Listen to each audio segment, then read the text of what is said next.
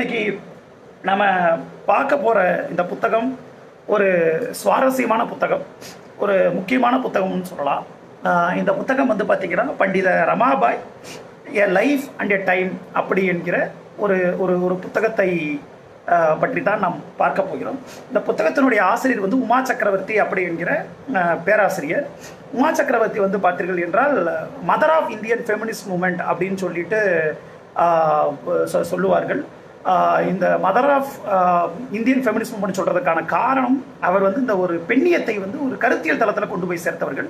அதுவும் பண்டைய இந்தியாவில் வந்து பார்த்தீர்கள் என்றால் பண்டைய இந்தியாவில் எப்படி வந்து பிராமணிய ஆணாதிக்கம், இந்த பிராமணிக்கல் பேட்ரியார்கி அப்படின்னு சொல்லுவாங்க, அது எப்படி இருந்தது, அது எப்படி திகழ்ந்தது என்பதை குறித்து தெளிவாக ஒரு கருத்தாக்கத்தை உண்டாக்கின ஒருத்தவங்க தான் உமா சக்கரவர்த்தி.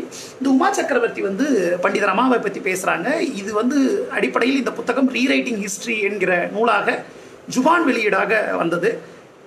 நாம் வந்து என் கையில் இருக்கிறது அந்த புத்தகத்தினுடைய ஒரு ஒரு குறிப்பிட்ட ஒரு ஒரு 40-45 பக்கங்களை மட்டும் சேர்த்த ஒன்று, அதுதான் இது. ஆனால் நான் முழு புத்தகத்தையும் படிச்சுட்டு தான் உங்ககிட்ட பேச போகிறேன். பட் அப்படி முழு புத்தகத்தை படிக்க முடியாதவர்கள் இந்த கிரிட்டிக்கல் குவெஸ்ட் வெளியிட்ட இந்த புத்தகத்தை படித்து பார்க்கலாம். இது வந்து வெறும் ரமாபாயினுடைய வாழ்க்கையை மட்டும் பேசுகிற இறுதி அத்தியாயம், இந்த 6வது அத்தியாயத்தை வந்து தன்னுடைய கருதுகோளாக கொண்டு செயல்படுகிறது. நான் வந்து அப்படியே வந்து ஓரளவுக்கு நோட்ஸ் எடுத்திருக்கேன். ஆனால் சில விஷயங்களை வந்து பார்த்தீர்கள் என்றால் நோட்ஸ் எடுக்காமல் சில விஷயங்கள் இருக்குது, அதை நான் கொஞ்சம் பார்த்து இறுதியில் படிக்க வேண்டியது இருக்கும். அதை மட்டும் நீங்கள் பொறுத்தரணும். இப்போ முதல்ல நம்ம நேராக தலைப்புக்குள்ளே போயிடலாம். இந்த ரமாபாய் அப்படிங்கிறவங்க யாருங்கிறத ஒரு சுருக்கமாக ஒரு முன்னோட்டம் கொடுத்துட்றேன். அதை கொடுத்துட்டு அதுக்கப்புறம் நான் போனால் சரியாக இருக்கும். ரமாபாய் வந்து 19ஆம் நூற்றாண்டிலே சமஸ்கிருதம் கற்ற முதல் பெண் அப்படின்னு சொல்லலாம். அவர் சித்பவன பிராமணர் சமூகத்தை சேர்ந்தவர். திலகர் எந்த சமூகத்தில் பிறந்திருந்தாரோ அந்த சமூகத்தை சேர்ந்தவர். இவருக்கு சமஸ்கிருதத்தை அவருடைய தந்தை தான் சொல்லித்தரார். அவர் தந்தை இந்த சமஸ்கிருதத்தை சொல்லி தந்ததற்கு பிறகு அவர் தந்தை, தாய், அக்கா எல்லாரும் இறந்து போகிறாங்க. அப்படி இறந்து போனதற்கு பிறகு என்னாகிறது என்றால் ரமாபாய் அந்த காலத்திலேயே தன் தந்தையோடு சேர்ந்து இந்தியா முழுக்க பயணிக்கிற ஒரு அனுபவம் கிடைக்குது. அப்படி அவர் பயணிக்கிற அவர் கொடும் வறுமை எல்லாவற்றையும் சந்திக்கிறார். அதை பற்றி நம்ம கடைசியில் பார்ப்போம். அதற்கு பிறகு என்ன ஆகிறது என்றால் தந்தை இறந்து போன பிறகு, உற்றார் உறவினர் எல்லாம் இறந்து போன பிறகு தன்னுடைய ஒரே ஒரு சகோதரனோடு சேர்ந்து கொண்டு வங்கத்திற்கு போகிறார். இந்த வங்கத்திற்கு போகிற பொழுது அங்கே இருந்த சமஸ்கிருத அறிஞர்கள் இல்லை சமஸ்கிருத பண்டிதர்கள் முன்பு அவருடைய அறிவு, சமஸ்கிருத அறிவு என்பது சோதனைக்கு உட்படுத்தப்படுகிறது. பெண்களுக்கும் சூத்திரர்களுக்கும் வேதம் படிப்பது, சமஸ்கிருதம் படிப்பது மறுதளிக்கப்பட்ட காலத்திலே ரமாபாய் சமஸ்கிருதத்தை படித்து கற்றுத்தெரிந்த ஒருவராக, ஒரு 11,000-16,000 வரிகள் தெரிந்த ஒருவராக இருந்தார். அவரை தொடர்ந்து கேள்விக்கு உட்படுத்தி அவரை பண்டித ரமாபாய் என்றவர்கள் அறிவிக்கிறார்கள். அறிவித்த பிறகு கார்கி, மைத்ரேயி முதலியவர்கள் எப்படி வந்து வேத காலத்தில் வந்து பெரிய அறிவும் பெரிய திறனும் கொண்டவர்களாக அறிஞர்களோடு வாதிடுகிறவர்களாக இருந்தாங்களோ அந்த மாதிரி ரமாபாய் இருக்கிறார்கள் என்கிற பொருளிலே பண்டித ரமாபாய் சரஸ்வதி அப்படிங்கிற பட்டத்தை தருகிறார்கள். இந்த வைத்துக்கொண்டு இது ஒரு முரணான ஒன்று அப்படி என்று உமா சக்கரவர்த்தி சொல்கிறார். சரஸ்வதி என்பது எதை குறிக்கும்? சரஸ்வதி என்பது கல்விக்கான கடவுள் என்பது நமக்கு தெரியும். இன்னொன்று வாக்தேவி என்று சரஸ்வதியை சொல்லுவார்கள். வாக்தேவி என்றால் பேச்சுக்கான, வாக்குக்கான ஒரு கடவுள் தான் சரஸ்வதி, தெய்வம் சரஸ்வதி. அப்ப தன்னுடைய குரலை, அந்த வாக்தேவி சரஸ்வதி என்று அழைக்கப்பட்ட ரமாபாய் தன்னுடைய குரலை வெளிப்படுத்த ஆரம்பித்த போது அந்த குரலை கேட்க இந்த சமூகம் மறுத்தது. ஒரு சுதந்திரமான குரலை ரமாபாய் கொண்டிருக்கக்கூடாது என்று இந்த சமூகம் கருதியது என்கிற ஒரு குறிப்பை உமா சக்கரவர்த்தி பதிவு செய்கிறார். இப்படி பெரிய பண்டிதையான ரமாபாய் தான் படித்த இந்த வேத நூல்களில் பெண்களையும் சூத்திரர்களையும் மிக இழிவாக நடத்துகிறார்கள் என்பதை அறிகிறார். அப்படி அறிந்த ரமாபாய் ஒரு சூத்திரரை திருமணம் செய்து கொள்கிறார். அவரை திருமணம் செய்து கொள்ள பிராமணர்கள் பல பேர் தயாராக இருந்தாலும் பிறப்பால் பிராமணரான ரமாபாய் ஒரு சூத்திரரை திருமணம் செய்து கொள்கிறார். 2 ஆண்டுகள் சிறப்பாக போன மணவாழ்வு தன்னுடைய கணவர் மேதாவினுடைய மரணத்தால் அது முடிந்து போகிறது. முடிந்து போன பொழுது ஒரு சிறு குழந்தை, மனோரமா என்கிற ஒரு பெண் குழந்தை அவருக்கு பிறக்கிறது. அப்படி பிறந்ததற்கு பிறகு ரமாபாய் என்ன பண்றாங்கன்னா, இவர்கள் வந்து இந்தியா முழுக்க பயணம் போகிறார். ஒரு இந்திய தாய்மை, இந்திய பெண்மை எப்படி இருக்க வேண்டும் என்பதற்கான எடுத்துக்காட்டு ரமாபாய் என்ற விதந்தோதப்படுகிறார், கொண்டாடப்படுகிறார். அவர் ஆரிய மகிழா சபை என்று ஆரம்பித்து உயர் ஜாதி இந்து விதவைகளுக்கு உதவ முயற்சி செய்கிறார். அதனால் உயர் ஜாதி ஆண்களோடு சேர்ந்து இயங்குகிறார். ஒரு காலத்திற்கு பிறகு இந்த உறவானது துண்டிக்கப்படுகிறது. இந்த உறவில் பல்வேறு முரண்பாடுகள் ஏற்படுகின்றன, பல்வேறு சச்சரவுகள் வருகின்றன. அவருடைய கனவோடு ஈடு கொடுத்து பயணிக்கிற ஒருவர்களாக யாரும் இருக்கவில்லை. இன்னொன்று, ரமாபாய் தனக்கு தோன்றுவதை, தனக்கு சரி என்று எது படுகிறதோ அதை அப்படியே உறுதிப்பட நேர்பட பேசுகிற ஒரு பண்பு கொண்டவராக இருந்தார். இந்த பண்பு அவரை எல்லோரிடமும் இருந்து தனித்து காட்டியது. இது எல்லோரும் அவரோடு முரண்படவும் எதிரியாக உணரவும் வழிவகுத்தது அப்படி என்பதை வரலாற்றரசில் பதிவு செய்கிறார்கள். ரமாபாய் அதற்கு பிறகு கிளம்பி அமெரிக்காவிற்கு போகிறார், பிரிட்டனுக்கு போகிறார். பிரிட்டனுக்கு போன பொழுதுதான் அவர் கிறிஸ்துவ மதத்துக்கு மாறுகிறார். அவர் கிறிஸ்துவ மதத்துக்கு மாறியதாலேயே அவர் கிறிஸ்தவ கைக்கூலி, காலனி அடிமையாகிவிட்டார், காலனியர்களுடைய ஒரு கைக்கூலி ஆகிவிட்டார் முதலிய விமர்சனங்கள் வைக்கப்படுகின்றன. இந்த விமர்சனங்கள் எந்த அளவுக்கு சரி? ஒரு கிறிஸ்துவ மதத்துக்கு ஒருத்தர் மாறினாலே, இல்ல காலனி அரசாங்கத்தோடு கிறிஸ்தவத்திற்கு ஒரு தொடர்பு இருந்தது என்பதற்காகவே அந்த மதத்தை பின்பற்றுகிற ஒருவருக்கு என்று சுய அறிவு இருக்காது, சுய சிந்தனை இருக்காது, தற்சார்பு இருக்காது அப்படி என்கிற பார்வை பலருக்கு இருக்கிறது. அந்த பார்வை தவறு என்பதை ராம் பப்பட், கௌரி விஸ்வநாதன் முதலிய பல்வேறு அறிஞர்களின் ரமாபாய் குறித்த ஆய்வுகள் நமக்கு தெளிவுபடுத்துகின்றன. ஸோ ரமாபாய் இந்த மாதிரி மதம் மாறியதற்கு பிறகு அவர் கிறிஸ்தவ மதத்தினுடைய அந்த இன்ஸ்டிடியூஷனலைஸ் மதம் இருக்கும் இல்லையா, நிறுவனப்படுத்தப்பட்ட மதம், அந்த மதத்தையும் கேள்விக்குள்ளாக்குகிறார். அவர்களோடும் முரண்படுகிறார். இப்படி முரண்பட்டு அவர் பூனேவிலே அவர் மதமாற்றம் செய்ய முயல்கிறார் என்ற ஒரு விமர்சனங்கள் வைக்கப்படுகின்றன. அந்த விமர்சனங்கள் எந்த அளவுக்கு உண்மை என்பதை நம்ம பின்னாடி பார்ப்போம். அதற்கு பிறகு ரமாபாய் அங்கிருந்து நகர்ந்து கேடகான் அப்படிங்கிற இடத்திற்கு இடம்பெயர்கிறார். அங்கு இடம்பெயர்ந்து பஞ்சத்தில் வாடிக்கொண்டிருந்த பல்வேறு சாதிகளைச் சேர்ந்த பெண்கள், குழந்தைகள், விதவைகளை அவர் மீட்டு கொண்டு வருகிறார். அங்கேயே அவருடைய வாழ்க்கை முடிகிறது. அப்படி அங்கிருந்த காலத்தில் தான் ரமாபாய் அவர்கள் தன்னுடைய பைபிளை, மராத்தியில் ஏற்கனவே பைபிள் இருந்தாலும் அது சமஸ்கிருதமயமாக்கப்பட்டிருக்கிறது, அதை மராத்தியிலே மேம்பட்ட ஒரு மொழியாக்கத்தை கொடுக்க வேண்டும் என்று தன்னுடைய வாழ்க்கையை கட்டமைத்துக் கொள்கிறார். இதற்கு இடையே ரமாபாய் பல்வேறு காத்திரமான கருத்துக்களை முன்வைக்கிறார். சாதி, பாலினம், ஆணாதிக்கம், இது மூணுக்கு இருக்க அந்த லிங்கை ரொம்ப அழகா வெளியே கொண்டாடுறாங்க. அப்ப இந்த ரமாபாயுடைய ஹை காஸ்ட் ஹிந்து உமன் என்கிற அந்த புத்தகம் ஒரு மிக முக்கியமான தலையீடு. அந்த புத்தகம் ஆன்லைன்ல ஃப்ரீயா கிடைக்குது, நீங்க படிச்சு பார்க்கலாம். ஒரு 70-80 பக்கங்கள் மட்டுமே இருக்கிற ஒரு புத்தகம். ஆனால் மிக காத்திரமான ஒரு 19ஆம் நூற்றாண்டிலே ஒரு மிகப்பெரிய ஒரு அறிவு பெருக்கத்தினுடைய ஒரு உச்சமாக ரமாபாய் இருந்தார் என்பதை காட்டுகிற ஒரு செயல்பாடு. இப்ப நம்ம ரமாபாய் விதவைகளுக்காக பாடுபட்டார், ஆணாதிக்கத்தை கேள்வி கேட்டார் அப்படி என்று மட்டும் சொல்லிவிட்டு போனால் என்ன ஆகும் என்றால், ரமாபாய் எட்டனதர் லீடர் ஆயிடுவாங்க. ரமாபாய்க்கு முன்பு சாவித்திரிபாய் பூலேவை தடுத்து சமூக சீர்திருத்தம் செய்தவர்கள் என்கிற வரிசையில் பெண்கள் பெரிதாக கிடையவே கிடையாது. அதுவும் உயர் ஜாதி ஆண்கள் மட்டுமே சமூக சீர்திருத்தவாதிகளாக இருந்து கொண்டிருந்த ஒரு காலத்துல அவர்கள் என்ன பண்ணலன்னா, பெண்களை பற்றி பேசினாலும், பெண்களை பற்றி அக்கறைப்படுவதாக காட்டிக்கொண்டாலும், ஒரு பேட்ரலிஸ்டிக் அரவணைப்புவாத டோன் இருந்தாலும் அவங்க பெண்களை அதுக்குள்ள கொண்டு வரவே இல்லை. பெண்கள் என்ன நினைக்கிறாங்க, பெண்களை பாதிக்கிற விஷயங்களில் பெண்களுடைய கருத்துக்கள் எப்படிப்பட்டதாக இருந்தன என்பதை பற்றி எல்லாம் பெண்களுடைய குரல்கள் கேட்கவே இல்லை. அப்படி கேட்ட ஒரு அரிய குரல் ரமாபாய். ஆனால் அதே ரமாபாயை ஒரு ஆபத்தானவராக, ஒரு துரோகியாக இவர்கள் பார்க்கிறார்கள். ஏன் இந்த முரண்பாடு நடக்கிறது என்பதை இதற்கு முன்பு இருந்த அந்த குறிப்பிட்ட அந்த பேஷ்வாக்களுடைய ஆட்சி காலத்தை புரிந்து கொள்ளாமல் நாம் புரிந்து கொள்ள முடியாது என்று இவர் சொல்கிறார். யார்? உமா சக்கரவர்த்தி. அந்த காலத்தை நம்ம போகிறோம். அந்த காலத்தில் எப்படியெல்லாம் சட்டங்கள் இருந்தன, எப்படியெல்லாம் கட்டுப்பாடுகள் இருந்தன, எப்படி பெண் உடல் கட்டுப்படுத்தப்பட்டது, இதையெல்லாம் பார்த்தா மட்டும்தான் நமக்கு ரமாபாயனுடைய சிந்தனையும் ரமாபாயனுடைய தலையீடும் எப்படி ஒரு பெரும் மாற்றமாக மாறியது என்பதை புரிந்து கொள்ள முடியும். முதல்ல இந்த புத்தகத்தை ஆரம்பிக்கிற பொழுது உமா சக்கரவர்த்தி என்ன சொல்றாங்கன்னா, அன்னி பெசன்ட் ரமாபாய் 2 பேருமே ஒரு பெரிய ஆளுமைகளாக 19ஆம் 20ஆம் நூற்றாண்டில் திகழ்ந்தார்கள். ஆனால் அன்னி பெசன்ட்டுடைய பெயர் தொடர்ந்து பாடநூல்களில் உச்சரிக்கப்படுகிறது. அன்னி பெசன்ட் கொண்டாடப்படுகிறார், அன்னி பெசன்ட் நினைவு கூறப்படுகிறார். ஆனால் ரமாபாய் நினைவு கூறப்படவில்லை.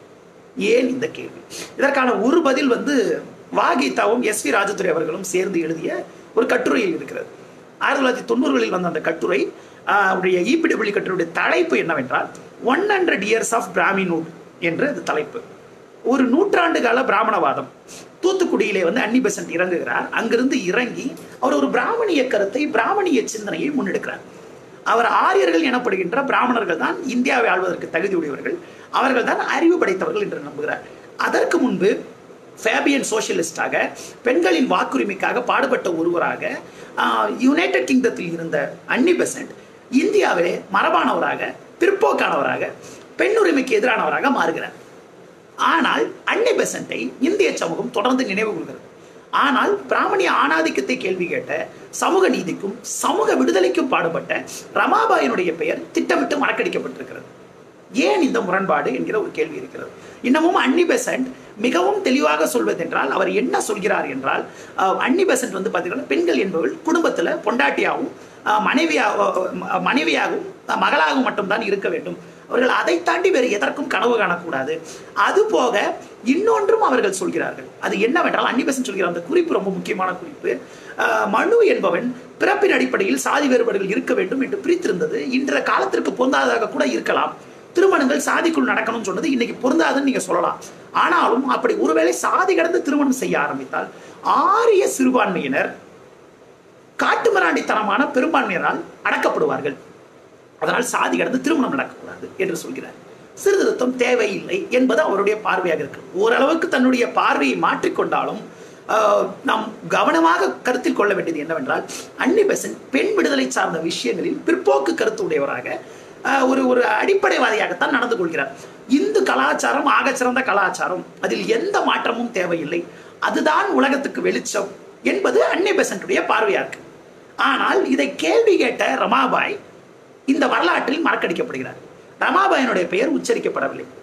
பெண்கள் தங்களை தியாகம் செய்து கொள்ள வேண்டும், அவர்கள் அப்படித்தான் மோட்சம் அடைய முடியும் என்று சொன்ன அன்னி பெசன்ட் நினைவு கூறப்படுகிறார். பெண்களின் உரிமை எங்கே, பெண்களின் குரல் எங்கே, பெண்களின் விடுதலை எங்கே, பெண்களின் தற்சார்பு எங்கே என்று கேட்ட ரமாபாய் வரலாற்றில் பேசப்படவில்லை. இந்த இருட்டடிப்பு திட்டமிடப்பட்ட ஒன்று என்பதை உமா சக்கரவர்த்தி கவனப்படுத்துகிறார். இப்ப நாம முதன்மையாக நாம் எங்க போக போறோம்னா, இப்ப நேரா 17ஆம் 18ஆம் நூற்றாண்டுக்கு நம்ம போறோம். 18ஆம் நூற்றாண்டுக்கு நம்ம போகிற பொழுது என்ன ஆகியிருக்கிறதுனா, நமக்கு தெரியும் சிவாஜி அவர்கள் ஒரு மராத்திய சாம்ராஜ்யத்தை, ஒரு பேரரசை கட்டமைத்தார். அப்படி கட்டமைத்த அந்த பேரரசு அவர்களுக்கு உதவி பண்ணுவதற்காக பல்வேறு வகையான பிராமணர்கள், மராத்தர்கள், இன்ன பிறர் இருக்காங்க. அதுல என்ன ஆகுதுன்னா, சித்தோன பிராமணர்கள் என்கிற அந்த குறிப்பிட்ட வகுப்பினர் முதல்ல ஒற்றர்களாகவும் செய்தி சேகரிப்பவர்களாகவும் உள்ள வராங்க. அப்படி உள்ள வந்த இவங்க படிப்படியா அதிகாரத்துல முக்கியமான இடத்தை பெறாங்க. அப்படி அதிகாரத்துல முக்கியமான இடம் பெற்ற உடனே இவங்க என்ன பண்றாங்க என்பது ரொம்ப சுவாரஸ்யமானது. இவர்கள் மிக தெளிவாக என்ன செய்கிறார்கள் என்றால், அமைச்சர்கள் ஆகிறார்கள். ஒரு கட்டத்திற்கு பிறகு சிவாஜியினுடைய அந்த பரம்பரையில் வந்தவர்களில் இருந்து பதவியை தாங்கள் பறித்துக் கொள்கிறார்கள். பிரித்துக் கொண்டு இவர்கள் பேஷ்வாக்கள் என்கிற பெயரை அறிவித்துக் கொண்டு இவர்கள் மராத்திய பிரதேசத்தினுடைய மராத்தியர்களுடைய இன்னப்பிற பகுதிகளை ஆள்கிற ஒருவர்களாக மாறுகிறார்கள். இவங்க மாறினதுக்கு அப்புறம் என்ன ஆகுது என்பது மிக சுவாரஸ்யமானது. அது இதுதான். இவர்கள் இப்படி மாறியதற்கு பிறகு என்ன செய்கிறார்கள் என்றால், சில சட்டங்களை கொண்டு வராங்க, சில கட்டு திட்டங்களை கொண்டு வருகிறார்கள். இவர்களுடைய ஆட்சிக்கு பேரே என்ன அந்த காலத்தில் சொல்லப்படுகிறது என்றால், பிராமணிய ராஜ் என்று சொல்லப்படுகிறது. திருப்பி நாம இதை சொல்கிற பொழுது பிராமணர்கள் மட்டும்தான் மராத்தியத்தில் ஆதிக்கம் செலுத்தினார்கள் என்றால் இல்லை என்று உமா சக்கரவர்த்தி சொல்கிறார். ஆனால் என்ன கவனத்தில் கொள்ள வேண்டும் என்றால், 3 தளங்கள்ல சித்பவன பிராமணர்கள் ஆதிக்கம் செலுத்துகிறார்கள். அது என்னவென்றால், மதம், ஆட்சி நிர்வாகம், நில உரிமை. மதத்திலே நாங்கள் தான் உச்சம் என்று உரிமை இருக்கிறது அவர்களுக்கு. ஆட்சி நிர்வாகத்திலே சித்பவன பிராமணர்கள் தொடர்ந்து தங்களுடைய ஆதிக்கத்தை செலுத்துகிறார்கள். அவர்கள் தான் ஆள்கிறார்கள். அவர்களுடைய சொந்தக்காரர்கள், அவர்களுக்கு தெரிந்த ஜாதியினர் தான் அதிகாரத்தில் பெரும்பாலும் இருக்கிறார்கள். அது போக அவர்களுக்கு இனாம் நிலங்கள் என்றும் இன்ன பிற நிலங்களும் கோயில் நிலங்கள் என்றும் பல்வேறு நிலங்கள் தரப்படுகின்றன. வருடா வருடம் தட்சணைகள் தரப்படுகின்றன. இந்த தட்சணை என்பது என்னன்னா, இவங்களை கூப்பிட்டு ஒரு ஆயிரக்கணக்கான சித்தோன பிராமணர்களை சமஸ்கிருதம் தெரிந்த பண்டிதர்கள் கேள்வி கேட்பார்கள். சமஸ்கிருதம் தெரிந்திருந்தால் லட்சக்கணக்கான ரூபாய் பணம் அவர்களுக்கு வழங்கப்பட்டது. இப்படி நடந்தது போக, சரி இது சித்பவன பிராமணர்களுக்கு மட்டும் உதவுகிறதாக இந்த ஆட்சி இருந்ததா, பேஷ்வாக்களின் ஆட்சினா? கிடையாது. இது அதை தாண்டி இருந்தது என்பதை உமா சக்கரவர்த்தி கவனப்படுத்துகிறார். அது என்னவென்றால், அந்த மராத்திய இந்த பேஷ்வாக்கள் ஆண்டு கொண்டிருந்த பகுதியில் இருந்த எல்லா வகையான பிராமணர்களுக்கும் நிலவரி என்பதே கிடையாது. பயணம் போகிற பொழுது எந்த வரிகளையும் அவர்கள் செலுத்த வேண்டியது கிடையாது. வீட்டு வரி என்பது அறவே கிடையாது. அடிமை வேலைகளே அவர்கள் செய்ய வேண்டியது கிடையாது. அவர்களுக்கு மரண தண்டனை என்பது எப்போதும் விதிக்கப்படாது. கிட்டத்தட்ட மனுஸ்மிருதியில் என்னவெல்லாம் சொல்லப்பட்டிருக்கிறதோ அவை அனைத்தையும் எழுத்தில் இருப்பதை, ஏட்டில் இருப்பதை நடைமுறையில் நிகழ்த்துகிற ஒருவராக இவர்கள் திகழ்கிறார்கள் என்கிற வரலாறு நம்மை அதிர்ச்சிக்குள்ளாக்குவது, ஆச்சரியப்படுத்துவது. அதனால தான் பேஷ்வாக்கள் ஆட்சி பிராமணிய ராஜ் அப்படி என்று சொல்கிறார்கள். இதற்கு பிறகு இன்னொன்றை பார்க்க வேண்டியிருக்கிறது. நாம் கேள்விப்பட்டிருக்கோம், அந்த பூனா பகுதியில் இந்த ஆட்சி உச்சத்தில் இருந்த பூனாவில் பார்த்தீங்கன்னா, மகர்கள் முதலிய தலித்துகள் 3 மணிக்கு மேல் வெளியவே வரக்கூடாது. அவங்களுடைய நிழல் பட்டால் தீட்டாகிவிடும் அப்படின்னு சொல்லிட்டு சொல்றாங்க. இப்ப நிழல் பட்டா திட்டாயிடு சொல்லிட்டு கிட்ட வரக்கூடாது. தங்களுடைய கழுத்துல ஒரு கலசத்தை சுமந்துகிட்டு திரியணும். தங்களுடைய நிழல் படக்கூடாது. தான் போகிற பாதையெல்லாம் சுத்தம் செய்து கொண்டு போக வேண்டும் என்கிற அளவுக்கு கொடுமைகள் இருக்கின்றன. இதே பேஷ்வாக்களின் ஆட்சி காலத்துல நாமெல்லாம் இந்த மூக்கறுத்தாங்க நாக்கறுத்தாங்க அப்படின்லாம் கேள்விப்பட்டிருப்போம். ஆனால் நாம் நினைவில் கொள்ள வேண்டியது என்னவென்றால், இந்த பேஷ்வாக்களுடைய ஆட்சியிலே சோனர்கள் என்கிற பொற்கொள்ளர் ஜாதி ஒன்று இருந்தது. அந்த பொற்கொள்ளர் ஜாதியைச் சேர்ந்த ஒருவர் வேத மந்திரங்களை உபயோகித்து ஒரு சடங்கை செய்தார் என்பதற்காக அவருடைய நாக்கை வெட்டி இருக்கிறார். எந்த அளவிற்கு இவர்கள் இருக்கிற அந்த படிநிலையை, சாதி படிநிலையை, சாதி வெற்றியை காப்பாற்றுகிற ஒரு செயல்பாட்டை செய்தார்கள் என்பதை நாம் நினைவில் கொள்ள வேண்டும்.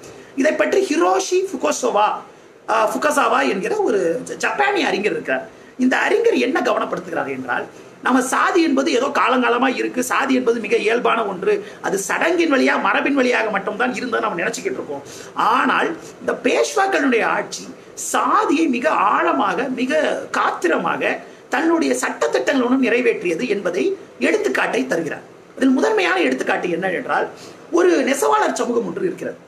அந்த நெசவாளர் சமூகத்திலே யார் உயர்ந்த ஜாதி யார் தாழ்ந்த ஜாதி என்கிற ஒரு பிரச்சனை வருகிறது. இந்த பிரச்சனைக்கு தீர்ப்பு சொல்கிற பொறுப்பை பேஷ்வாக்கள் எடுத்துக்கொள்கிறார்கள். அப்படி எடுத்துக்கொண்டு என்ன சொல்கிறார்கள் என்றால், நான் ஏற்கனவே சொன்னேன், பிராமணர் அல்லாத பிற சாதிகளை அடிமைகளாக ஆக்குகிற ஒரு போக்கு பேஷ்வாக்களின் ஆட்சி காலத்தில் இருந்தது. இப்படி ஏதேனும் பெண் அடிமைகள் இருந்தாங்கன்னா, அந்த பெண் அடிமைகள் இருக்காங்க இல்லைங்களா, அந்த பெண் அடிமைகளுக்கு பிறக்கிற நெசவாளர்கள் தாழ்ந்த ஜாதி, அப்படி பிறக்காதவர்கள் நல்ல ஜாதி என்று பகுக்கப்படுகிறது. இந்த நல்ல ஜாதிங்கிறதுக்கு சர்டிபிகேட் தர பொறுப்பு பேஷ்வாக்களுடைய பொறுப்பு. அந்த சர்டிபிகேட்டுக்கு 5000 ரூபாயை அன்னைக்கே கொடுக்கும். இப்படிப்பட்ட ஒரு செயல்பாடு இருந்ததையும் ஃபுகாசாவா கவனப்படுத்துகிறார். 1790 பேஷ்வா அரசு ஒரு சட்டத்திட்டத்தை அறிவிக்கிறது. அது என்னவென்றால், எழுத்தர் பணியை செய்து கொண்டிருந்த காயஸ்தர்கள் இருந்தார்கள் இல்லையா, இந்த காயஸ்தர்கள் பிராமணர்களுக்கு அடுத்த நிலையில் இருப்பவர்கள் என்று கருதப்பட்டவர்கள். அவர்கள் வர்ணமற்றவர்கள் என்கிற பார்வையும் உண்டு. இந்த காயஸ்தர்கள் வேத மந்திரங்களை சொல்கிறார்கள், பூணூலை போட்டுக் கொள்கிறார்கள். இதையெல்லாம் போட்டுக்கொள்கிற ஒரு செயல்பாட்டை செய்கிற பொழுது 1790 என்னென்ன சட்டத்திட்டங்கள் விதிக்கப்படுகிறது என்றால், காயஸ்தர்கள் வேத மந்திரங்களை சொல்லக்கூடாது, அவர்கள் சூத்திரர்களுக்கு என்று ஒதுக்கப்பட்ட ஆலயங்களுக்கு மட்டும்தான் போக வேண்டும், பிராமணர்களின் ஆலயங்களுக்கு போகக்கூடாது. இது போக அவர்கள் நமஸ்காரம் என்கிற வார்த்தையை சொல்லக்கூடாது, அது பிராமணர்களுக்குரியது என்று பேஷ்வா சட்டத்திட்டம் போடுகிறது. 1735 எதி தர்ம ஸ்தாபனா என்கிற ஒரு பெரிய ஒரு சட்டத்திட்ட வரையறைகள் விதிக்கப்படுகின்றன. அதில் என்ன சொல்லப்படுகிறது என்றால், அதன்படி விதவைகளுக்கு மொட்டை எடுத்து விட வேண்டும், விதவைகளை ஆடை கொடுக்கக்கூடாது, பிராமண விதவைகள் இல்ல உயர் ஜாதி விதவைகளை கட்டுப்படுத்த வேண்டும். அவர்களை கட்டுப்படுத்தாமல் போனால் அந்த குடும்பத்தை ஊரை விட்டு ஒதுக்கி வைத்து விடுவோம் என்றெல்லாம் சட்டத்திட்டங்கள் விதிக்கப்படுகின்றன. இது எந்த அளவிற்கு போகிறது என்றால், ஒரு பிராமண பெண்ணினுடைய ஒரு திருமணம் 7 to 9 வயசுக்குள்ள நடந்தணும். அப்படி நடக்காமல் இருந்தால் அந்த குடும்பம் விலக்கி வைக்கப்படும், ஊரை விட்டு தள்ளி வைக்கப்படும், அந்த குடும்பத்திற்கு தண்டனை விதிக்கப்படும். ஒரு 16 கைதிகள் இருந்த ஒரு குடும்பத்தை பெண்களுக்கு அவங்க வீட்டில் குழந்தைகளுக்கு திருமணம் ஆகலைங்கிறதுனால திருமணம் பண்ணி வைக்க ரிலீஸ் பண்ற கொடுமையெல்லாம் நடக்குது. நானா ஃபட்னீஸ் என்கிற மராத்திய பெரும் தலைவர் என்ன பண்றாருன்னா, ஒரு உத்தரவு 20 வகையான உத்தரவுகளை வெளியிடுகிறார். அது என்னவென்றால், இந்த குழந்தை திருமணத்தை நடத்தாமல் இருக்கிற உயர் ஜாதியினரை பார்த்தீங்கன்னா ஊரை விட்டு விலக்கி வைக்க வேண்டும், அவர்களுக்கு தண்டனை விதிக்க வேண்டும் என்று சொல்கிறார். இன்னொரு ஆச்சரியமான விஷயம் என்னன்னா, திருமண உறவுக்கு அப்பாற்பட்ட உறவிலே பெண்கள் ஈடுபட்டால் இல்ல அவர்கள் உறவில் பங்கு கொண்டால் அந்த உறவுக்கான பொறுப்பு ஆண்கள் மீது விதிக்கப்படவே இல்லை, அதற்கான முழு பொறுப்பு பெண்கள் மீது விதிக்கப்பட்டது. ஆண்களுக்கு அதிகபட்ச தண்டனை ஒரு அபராதம், அவ்வளவுதான். ஆனால் பெண்களுக்கு சிறை தண்டனை, மூக்கறுப்பு, பிற உறுப்பறுப்பு என்கிற பல்வேறு கொடுமைகள் நிகழ்த்தப்படுகின்றன. இதை கடம் என்கிற அறிஞர் கவனப்படுத்துகிறார். ஒரு எடுத்துக்காட்டு தரப்படுகிறது. அகிலி என்கிற ஒரு பெண் பார்த்தீர்கள் என்றால், ஒரு பிராமணர் அல்லாத ஒரு ஆணோடு உறவு கொள்கிறார். அப்படி உறவு கொண்ட பொழுது என்ன ஆகிறது என்றால், அவருக்கு சிறை தண்டனை விதிக்கப்படுகிறது. அவருக்கு சிறை தண்டனையும் அந்த பிராமணர் அல்லாத அந்த ஆணுக்கு பார்த்தீர்கள் என்றால் ஃபைனும் கொடுக்கப்படுது. இது செல்லாது, இது தகாது, இன்னும் அதிகமா வேணும்னு சொல்லிட்டு மேல கிளம்பி அப்பீலுக்கு போறாரு அவங்க புருஷன், அகிலியோட புருஷன். அப்படி போன பொழுது பேஷ்வா என்ன தெரியுமா உத்தரவிடுகிறார், அந்த பெண்ணினுடைய மூக்கை பொதுவெளியில் வெட்ட வேண்டும் என்று சொல்லி அவருடைய மூக்கு வெட்டப்படுகிறது. ருக்மி என்கிற ஒரு பிராமண பெண் என்ன பண்றாங்கன்னா, சூத்திரர்களோடு உறவு கொண்டார் என்கிற குற்றச்சாட்டு வைக்கப்படுகிறது. அந்த பெண் சூத்திரர்களோடு சேர்ந்து உணவு உண்டார் என்கிற குற்றச்சாட்டு வைக்கப்படுகிறது. அப்படி வைக்கப்பட்டவுடன் அந்த பெண்ணுக்கு 2 கவளம் சாதம் மட்டும்தான் ஒரு நாளைக்கு தர வேண்டும், ஒரு வருடத்திற்கே 2 புடவை தான் தர வேண்டும், அவர் எப்பொழுதும் சிறைப்பட்டு இருக்க வேண்டும் என்கிற ஒரு உத்தரவை விதிக்கிற ஒரு கொடுமையும் பார்க்க முடிகிறது. 1788 ஒரு பெண் ஒரு பிராமணர் அல்லாத ஒருவரோடு உறவு கொண்டார் என்பதற்காக அவருக்கு அவருக்கு தண்டனை விதிக்கப்படுகிறது. அந்த தண்டனை காலம் 3 மாத சிறை தண்டனை முடிந்த பிறகு அவர் வெளியே வரார். வெளியே வந்த பொழுது இந்த பெண் ஒழுக்கமாக இருப்பாள், இந்த பெண் ஒழுங்காக இருப்பாள் என்று சொல்கிற ஒரு வாய்ப்பை யாரும் தரமாட்டார்கள். எந்த ஆம்பளையாலும் இந்த பொண்ணு உருப்படியா இருப்பா, தப்பு பண்ண மாட்டான்னு சொல்ல முடியாது. அதனால இந்த பெண் ஒரு அடிமையாக இருக்க வேண்டும் என்று 50 ரூபாய்க்கு அவரை அடிமையாக விட்டு விடுகிறார்கள் என்கிற குறிப்பையும் பார்க்கப்படுகிறது. ஆனால் 1773 ஒரு பிராமண ஆண் ஒருவர் இந்த மாதிரி திருமணத்துக்கு அப்பாற்பட்ட ஒரு உறவில் ஈடுபட்ட பொழுது அவருக்கான தண்டனை என்ன தெரியுமா? 24 தோப்புக்கரணங்கள். 24 தோப்புக்கரணங்கள் செய்தால் போதும் என்று விடுகிற ஒன்றையும் பார்க்க முடிகிறது.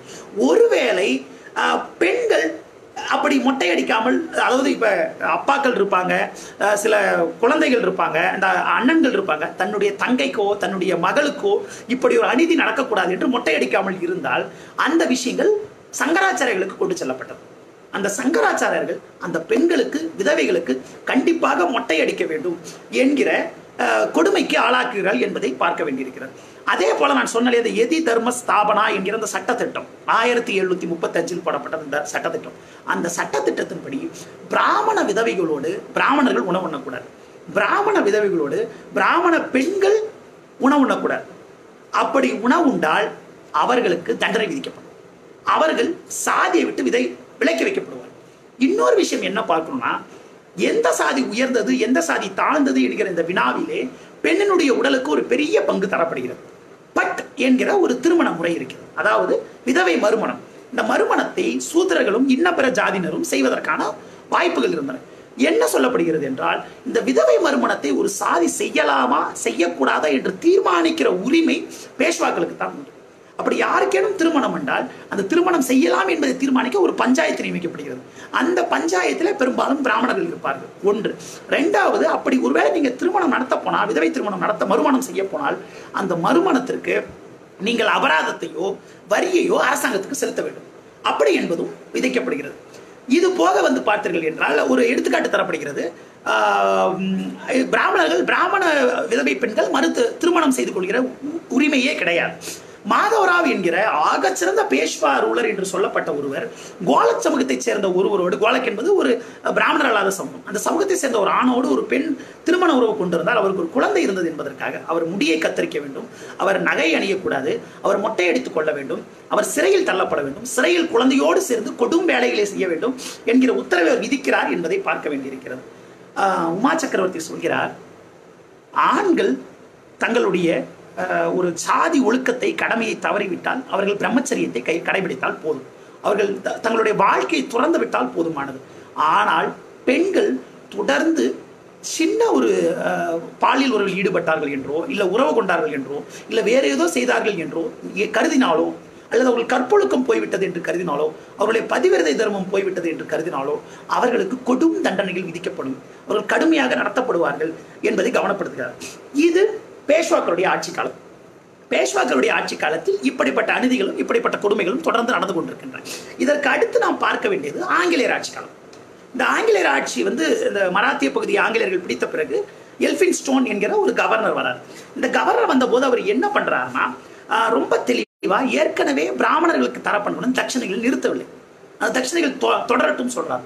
ஒருவேளை ஆங்கிலேயர்கள் ஏதாவது பிராமண ஆலயங்கள் இல்லை இடங்கள்ல போய் போர் புரிந்து அந்த இடத்தை கேப்சர் பண்ணியிருந்தாலும் அந்த இடத்திற்கு பிறகு சடங்கு செய்கிற கடமை இல்ல பொறுப்பை பிராமணர்களிட்டே கொடுக்குறாங்க, அவங்களை வலிக்காம பார்த்துக்கணும் அப்படிங்கிற ஒரு கவலை இருக்கிறது. அது போக இன்னொன்று பார்த்தீர்கள் என்றால், ஒரு அப்பா தேசா என்ற ஒரு ஜாகிர்தார் இருந்தார். அந்த ஜாகிர்தார் என்ன செய்தார் என்றால், ஒரு 15-16 வயது குழந்தை ஒன்றை கொன்று விட்டார்.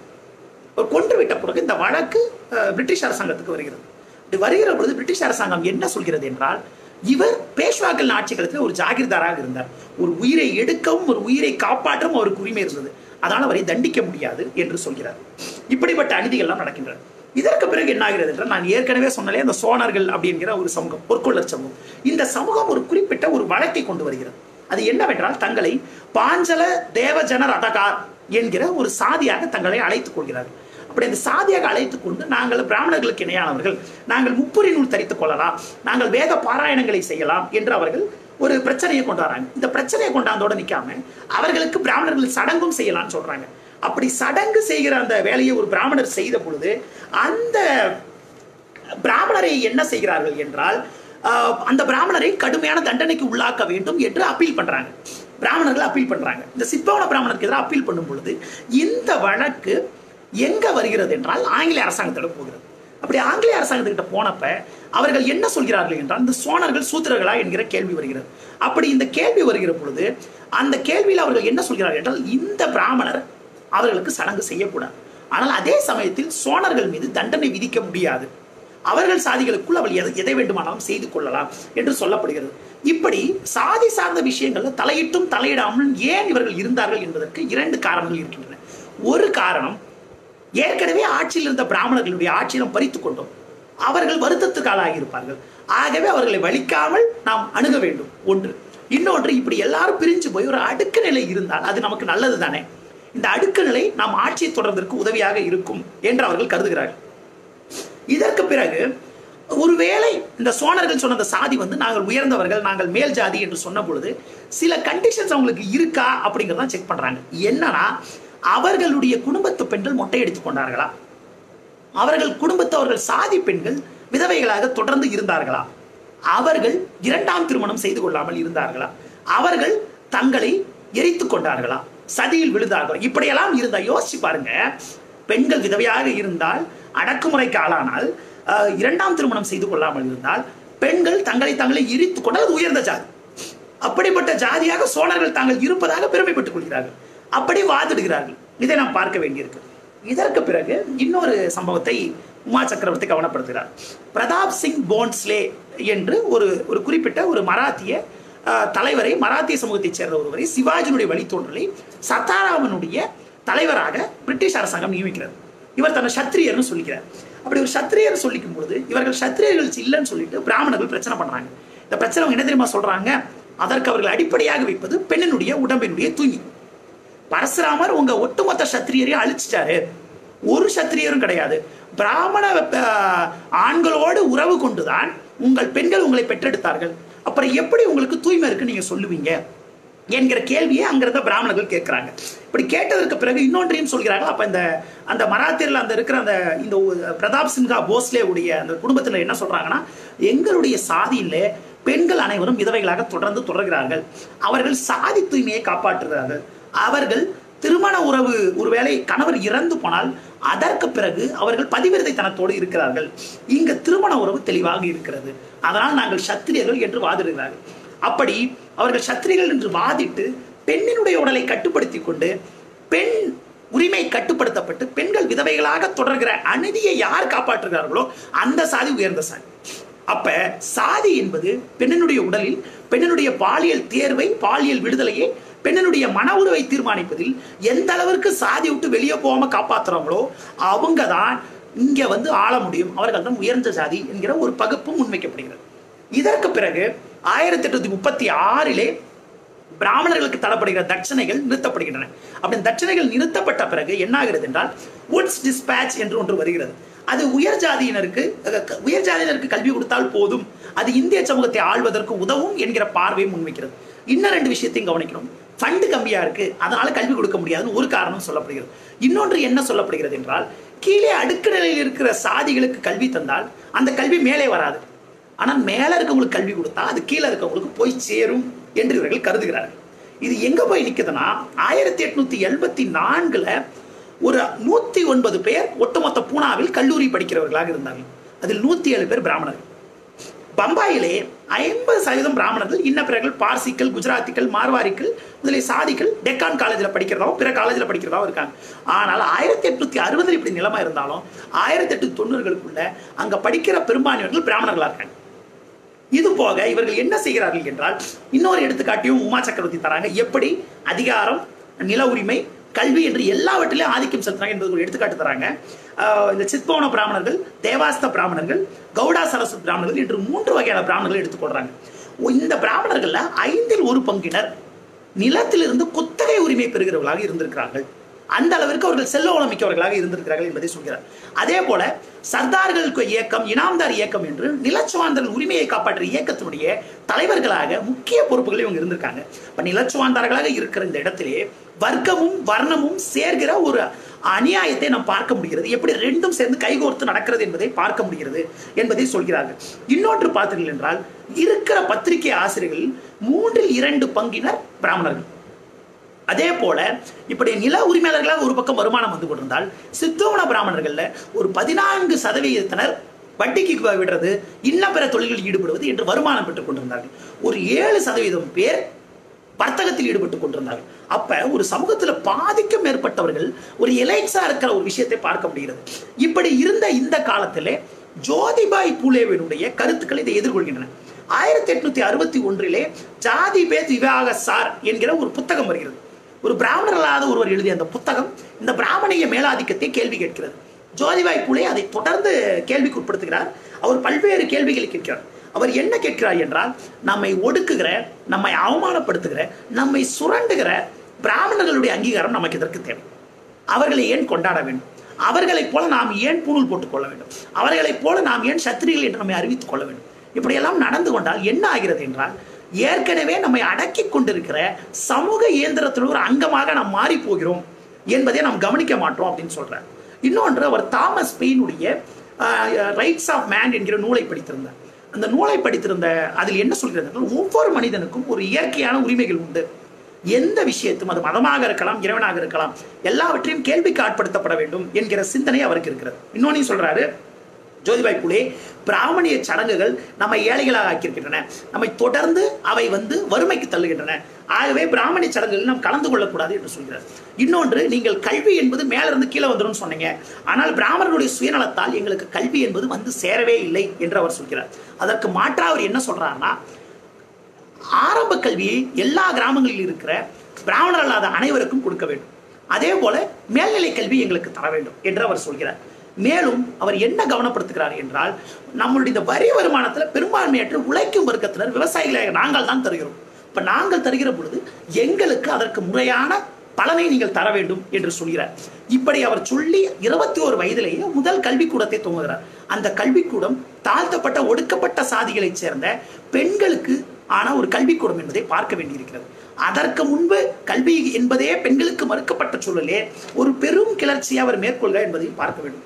அதனோடு மட்டும் இல்லாமல் இந்த விதவை பெண்களுக்கு மொட்டை அடிக்கிற வழக்கத்தை ஒழிக்கிற ஒரு செயல்பாட்டிலே அவரும் சாவித்ரிபாய் பூலேவும் ஈடுபடுகிறார்கள்.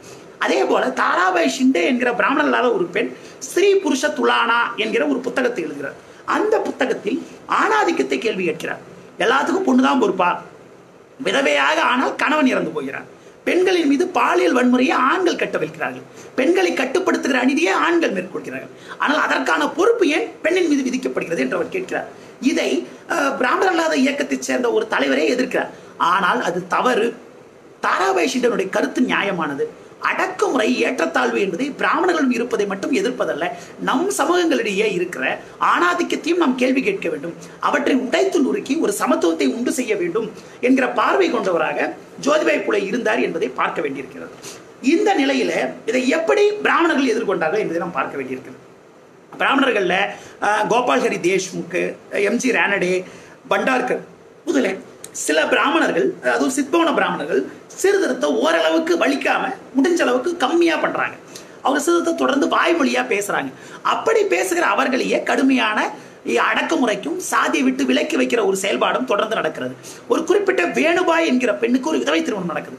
அந்த திருமணம் நடக்கிற பொழுது அந்த திருமணத்தில் 7 பேர் கையெழுத்து போட்டிருந்தாங்க. அந்த 7 பேரும் பிராமண சாதியை விட்டு ஒதுக்கி வைக்கிறாங்க. அதே போல பரோடாவில பிராமணர் அல்லாதவருக்கு இடம் தரப்பட்ட போது கோட்டி என்கிற ஒரு பிராமணர்களுக்கு உதவி கொண்டிருந்த நிலமுறையை ஆங்கிலேய அரசாங்கம் தடுக்க முயன்ற பொழுது பிராமணர்கள் அதை கடுமையாக எதிர்க்கிறார்கள். இந்த நிலையில VN மண்டலிக் என்கிற ஒருவரை பற்றி பார்க்க வேண்டியிருக்கிறது. 1877 முதல் 1884 வரை பம்பாய் கவுன்சிலுடைய ஒரு உறுப்பினராக அவர் இருக்கிறார். அவர் பெண்களுக்கு எந்த உரிமையும் தரக்கூடாது, தீண்டாமை என்பது அவசியமான ஒன்று என்கிற ஒரு பார்வை கொண்டவர். திலகருக்கு ஒரு வகையில் முன்னோடி. அவர் என்ன சொல்கிறார் என்றால், சமூகம் தானாக மாற வேண்டும், இந்த சமூகத்தை அரசாங்கம் மாற்றக்கூடாது என்கிறார்.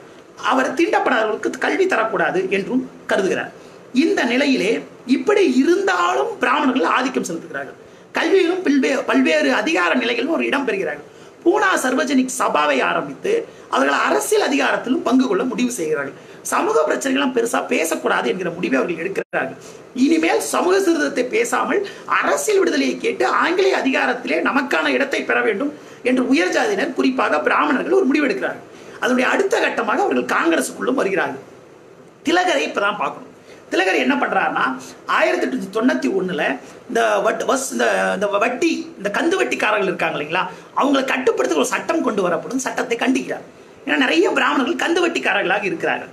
அது போக ஆனாலும் சீர்திருத்தம் பேசிய ரானடேவும் பழமைவாதம் பேசிய திலகரை பரிமளாராவ் என்கிற அறிஞர், ஜேஎன்யூல ஒரு இணை பேராசிரியர், அவர் ஆன்டி ரிஃபார்மிஸ்ட், சீர்திருத்தத்துக்கு எதிரானவர் என்று குறிப்பிடுவார். அப்படிப்பட்ட திலகரும் சீர்திருத்தத்தை பேசிய ரானடேவும் இரண்டு தரப்புமே ஒரு விஷயத்தில் தெளிவாக இருக்கிறார்கள். ஆரிய பெருமையில் தெளிவாக இருக்கிறார்கள். நாம் ஆரியர்கள் நாம் உயர்ந்தவர்கள் என்கிற பெருமையில் அவர்கள் தெளிவாக இருக்கிறார்கள். ஒரு பொற்காலம் இருந்தது, அந்த பொற்காலம் காணாம போயிடுச்சு, அதை மீட்டெடுக்க வேண்டும் என்கிற பார்வை ரானடேவுக்கு இருந்தது. அவர்களை முன்னாடி கொண்டு வரணுங்கிற பார்வை. திலகருக்கு அதையெல்லாம் பார்த்து கொள்கிற ஒருவராக நாம் இருக்க வேண்டியது கிடையாது. நம்மளுடைய பெருமை, நம்மளுடைய மரபை காப்பாற்ற வேண்டும். பெண்களுக்கு உரிமை தந்தால் என்ன ஆவது என்கிற கருத்து திலகருக்கு. திலகர் இன்னும் சொல்கிறார், சாதி முறை என்பது இன்றைக்கு ஓரளவுக்கு தேவையில்லாமல் இருக்கலாம். அது மத்திய கால ஐரோப்பாவினுடைய, இடைக்கால ஐரோப்பாவினுடைய கில்டு சிஸ்டத்தை போன்றது. தீண்டப்படாதவர்கள் இன்றைக்கு தேவையில்லை என்று நாம் கருதினாலும் அவர்கள் இருப்பதற்கு ஒரு தேவை இருக்கிறது. இந்த கைவினைஞர்கள் சமூகங்கள் பார்த்துக்கிட்டா அவர்கள் வேலையை மட்டும் செய்ய வேண்டும். இவர்கள் எல்லாம் அரசியலுக்கு வரக்கூடாது. அரசியலை பிராமணர்கள் பார்த்துக் கொள்கிறோம். வேத பாராயணங்களை சத்திரிகள் செய்யக்கூடாது என்று அவர் சொல்வதோடு அவர் தீண்டாமைக்கு எதிரான ஒரு பிரமாணத்திலே கையெழுத்து போட மாட்டேன் என்று சொல்கிறார். இதை விட கொடுமையான ஒரு விஷயம் இருக்கிறது. புல்மோனி தேவி என்கிற ஒரு பெண்மணி இருக்கிறார். அந்த பெண்மணி என்ன செய்கிறார் என்றால், அவருடைய சின்ன வயதிலே அவருடைய அந்த குழந்தையாக இருக்கிற பொழுது அவருடைய கணவர் ஹராமிதி என்பவர் அவரோட உடல் உறவு கொள்கிறார். அப்படி உடல் உறவு கொண்டு என்ன ஆகிறது என்றால், அந்த பெண் இந்த வன்முறையால் இறந்து போகிறார். அவர் இறந்து போனோடைய ஒரு பெரிய ஒரு 11 வயது பெண் இறந்து போகிறார். இந்த மன உறவுக்கான வயதை 12 வயசா உயர்த்தணும் என்ற முயற்சிகள் செய்யப்பட்ட பொழுது திலகர் ஒரு கணவராக தன்னுடைய உரிமையை அவர் செய்து கொண்டிருந்தார். அதை எதற்காக நாம் கேள்விக்கு உட்படுத்தப்பட வேண்டும்? பெண்களுடைய வயதை, திருமண வயதை ஏற்றக்கூடாது. அப்படி ஏற்ற முயற்சி செய்கிறவர்கள் நம்முடைய மதத்திற்கு எதிரானவர்கள் என்கிற ஒரு கருத்தை முன்வைக்கிறார். இன்னொன்றும் அவர் சொல்கிறார், விதவைகள் திருமணம் செய்து கொள்ளக்கூடாது, மறுமணம் செய்து கொள்ளக்கூடாது என்கிற ஒரு தீவிரமான பார்வையும் திலகருக்கு இருக்கிறது. இப்படி இவர்கள் அனைவரும் இப்படிப்பட்ட பார்வைகளும் இப்படிப்பட்ட சிந்தனைகள் கொண்டவர்களாக இருந்த ஒரு காலத்திலே தான் ரமாபாய் இந்த சட்டகத்திற்குள் வருகிறார். ரமாபாய் இந்த சட்டகத்திற்குள் வந்து இவற்றை கேள்விக்கு உட்படுத்த முயற்சி செய்கிறார். அவர் எப்படி முயற்சி செய்தார்? ரமாபாய் எப்படியெல்லாம் தன்னுடைய பார்வையும் தன்னுடைய பயணத்தையும் கட்டமைத்துக் கொண்டார் என்பதை இப்ப நம்ம பார்க்க போறோம். ஒரு கிட்டத்தட்ட இதுவரைக்கும் நம்ம வச்ச இந்த ஒரு 40 நிமிடங்கள்ல நாம இதற்கான ஒரு தீவிரமான பின்புலத்தை தான் முன்வைத்தோம். ஒரு பேஷ்வாக்களுடைய ஆட்சி எப்படி இருந்தது, ஒரு பிராமணிய மேலாதிக்கத்தை அவர்கள் எப்படி சட்டங்களை கொண்டும் தங்களுடைய அடக்குமுறைகளை கொண்டும் கட்டமைத்தார்கள் என்பதை பார்த்தோம். அதை ஓரளவிற்கு அப்படியே காப்பாற்றுகிற ஒரு செயல்பாடாக பிரிட்டிஷ் அரசாங்கம் இருந்தது. அதோடு பிராமணர்களும், சீர்திருத்தவாதி பிராமணர்கள் என்று சொல்லிக் கொண்டவர்களும் பெண்களை சேர்த்துக் கொள்ளாமல் சொல்லொன்று பேச்சொன்று செயலொன்று என்பவர்களாக இருந்தார்கள் என்பதை பார்க்க வேண்டியிருக்கிறது. இப்பதான் நம்ம ரமாபாய்க்குள்ள வரப்போம். ரமாபாயினுடைய தந்தை ஆனந்த் சாஸ்திரி தோங்ரே என்கிற ஒருவர். இவர் வேதங்களை கற்றவர். ரமாபாய் அவருடைய ஹை காஸ்ட் அந்த ஹிந்து உமன் என்கிற ஒரு அந்த புத்தகத்தில் ஒரு குறிப்பை சொல்கிறார். ரொம்ப ஒரு 1900களில் எழுதப்பட்ட ஒரு புத்தகம். இத்தனை ஆண்டுகள் கடந்தும் ஒரு எவ்வளோ ஷார்ப்பா இருக்கு, இல்லை ஸ்ட்ராங்கா இருக்குங்கிறத பார்க்க வேண்டியிருக்கு. ஒரு ஆண் நல்லவனா, நல்ல பண்பு கொண்டவனா, நல்ல குணம் கொண்டவனா, தன் பெண்ணை ஒழுங்காக பார்த்து கொள்வானா என்பதெல்லாம் இங்கே முக்கியமா இல்லை. அவன் நம்ம சாதியா, அவன் உயர்ந்தவனா என்பதுதான் போதுமானதாக இருக்கு. நானே ஒரு எடுத்துக்காட்டு சொல்வேன். திருமண உறவை இழந்து போயிருந்த ஒரு பிராமணருக்கு தன்னுடைய 9 வயது பெண் குழந்தையை ஒரு பிராமணர் திருமணம் செய்து வைத்தார். அவர் யாருன்னு அவங்க சொல்ல, ஆனால் அது அவருடைய தாத்தாவை தான் அவங்க சொல்றாங்க. அவருடைய தாத்தா தன்னுடைய அப்பாவிற்கு 2வது திருமணமாக இவங்க அம்மாவை திருமணம் செய்து கொடுக்குறாங்க. 9 வயது திருமணம் செய்து கொடுக்குறாங்க. அப்படி திருமணம் செய்து கொடுத்த பிறகு அவர் அந்த அப்பா ஆனந்த் சாஸ்திரி தோங்ரே என்ன பண்றாருன்னா, பேஷ்வாவினுடைய மனைவி வேதம் கற்பதை பார்க்கிறார். அப்படி பார்க்கிற பொழுது தன்னுடைய பெண்களுக்கும் அவர் வேதம் சொல்லித்தரணும், இல்லை வேதம் சொல்லித்தரணும், இல்லை சமஸ்கிருதம் சொல்லித்தரணும் ஆசைப்படுறார். அப்படி சமஸ்கிருதம் சொல்லித்தரணும் ஆசைப்படுகிற பொழுது அந்த சமஸ்கிருதத்தை தன்னுடைய மனைவிக்கு சொல்லித்தருகிறார். அதாவது இந்த 2வது திருமணம் செய்த மனைவிக்கு சொல்லித்தருகிறார். அவர் சொல்லித்தரப்பட்ட பிறகு அவர் அதை ரமாபாய்க்கு வீட்டில் சொல்லித்தராங்க. ரமாபாய் இப்படித்தான் நவீன இந்தியாவிலே சமஸ்கிருதம் கற்ற முதல் பெண்ணாக மாறுகிறது. அப்படி ரமாபாய் இப்படி இந்த சமஸ்கிருதத்தை கற்றுக்கிட்டு இருக்க இந்த காலத்திலேயே இவர்கள் இந்தியாவின் பல்வேறு பகுதிகளுக்கு பயணிக்கிறார்கள். அவங்க அப்பா ஒரு கட்டத்தில் வந்து பார்த்தீங்கன்னா மீரா கோசாமி தன்னுடைய ரமாபாய் குறித்த அந்த புத்தகத்தில் பதிவு செய்கிறார். அவங்க அப்பா வந்து ஒரு காலத்தில் 1.5 லட்சம் ரூபாய் சம்பாதிச்சிருக்காரு. அப்போ 1800களில் அவர் வந்து பம்பாயில் இருந்த பெரிய கம்பெனிகளில் ஷேர் மார்க்கெட்டில் ஷேர்லாம் வாங்கியிருக்காரு அப்படிங்கலாம் பார்க்க வேண்டியது இருக்கு. அப்படி இருந்த இவர் ஒரு கட்டத்திற்கு பிறகு தன்னுடைய வருமானத்தை இழக்கிறார். ஒரு ஆசிரமம் நடத்தி அங்கே வருமானம் போகிறது. அதற்கு பிறகு ஒரு ஊராக புராணங்களை பேசுகிற ஒருவராக மாறுகிறார். அப்படி ஊராக போகிற பொழுது அவர்கள் கொடிய வறுமைக்கு ஆளாகிறார்கள். எந்த அளவிற்கு கொடிய வறுமைக்கு ஆளாகிறார்கள் என்றால் இலைகளை தின்றும் காட்டு பழங்களை சாப்பிட்டும் கஷ்டப்பட வேண்டிய ஒரு நிலைமைக்கு உள்ளாகிறார்கள். அப்போ ஒரு பெரும் பஞ்சம் வந்து அவங்க அப்பா வந்து அந்த சமயத்தில் இந்த ஜலசமாதி ஆயிடலாம், வறுமையில செத்தன் வேணாம்னு சொல்லிட்டு முயற்சி செய்கிற பொழுது அவர் பஞ்சத்தில் இறந்து போகிறார். ஜலசமாதி நடப்பதற்கு முன்பே இறந்து போகிறார். அவர் தந்தையை தூக்கி கொள்ள கூட ஆள் இல்லாமல் தன் சகோதரனோடு சேர்ந்து அந்த பிணத்தை சுமந்து கொண்டு போய் புதைக்கிற ஒரு வேலையை ரமாபாய் மேற்கொள்கிறார். இப்படி பஞ்சம் எப்படி இருக்கும், கொடிய வறுமை எப்படி இருக்கும் என்பதெல்லாம் அவர் பார்க்கிறார். அதற்கு பிறகு ரமாபாயும் ஒரு சகோதரரும் இந்தியா முழுக்க பயணிக்கிறார்கள். அப்படி பயணிக்கிற பொழுது அவர்கள மாற்று துணி கூட கிடையாது. அப்படி மாற்று துணி இல்லாத காலத்திலே பஞ்சாபிலே குளிர் தாங்காமல் அவங்க என்ன செய்யறாங்கன்னா, ஒரு ரொம்ப குளிர் அதிகமாகி மணலை தோண்டி அந்த மணலுக்குள் தங்களை கழுத்து வர புதைச்சிக்கிட்டு குளிரை சமாளிச்சாங்க அப்படிங்கிற குறிப்பை எல்லாம் பார்க்க வேண்டியிருக்கிறது. ரமாபாயினுடைய அந்த குறிப்புகள்ல அது வருது. அப்ப என்ன ஆகுது என்றால் சகோதரனோடு இருக்கிற பொழுது அவர் பெங்காலில் வந்து இந்த நான் சொன்ன அந்த வேத அறிஞர்களோடு விவாதங்களில் ஈடுபடுகிறார். அப்படி விவாதங்கள் ஈடுபடுகிற பொழுது அவருடைய அறிவையும் அவருடைய திறனையும் பார்த்து அவருக்கு பண்டித சரஸ்வதி ரமாபாய் என்கிற பட்டம் தரப்படுகிறது. அந்த பட்டம் தரப்பட்ட பிறகு அவர் யாரை திருமணம் செய்து கொள்ள வேண்டும் என்கிற கேள்வி வருகிறது. இதற்கு இடையில இன்னொரு விஷயம் நடக்குது. கேசப் சந்திர சென் என்கிற பிரம்ம சமாஜத்தை சேர்ந்த ஒருவர் என்ன செய்கிறார் என்றால், நீ வேதம் படிக்கலாமே அப்படின்னு கேட்கிறார். இவங்க அப்பா ஆல்ரெடி என்னன்னா, நீ பெண்களுக்கு எதுக்கு வேதம் சொல்லித்தர, உன்னை ஊரை விட்டு ஒதுக்கி வச்சிருவோம் அப்படின்னு சொல்றாங்க.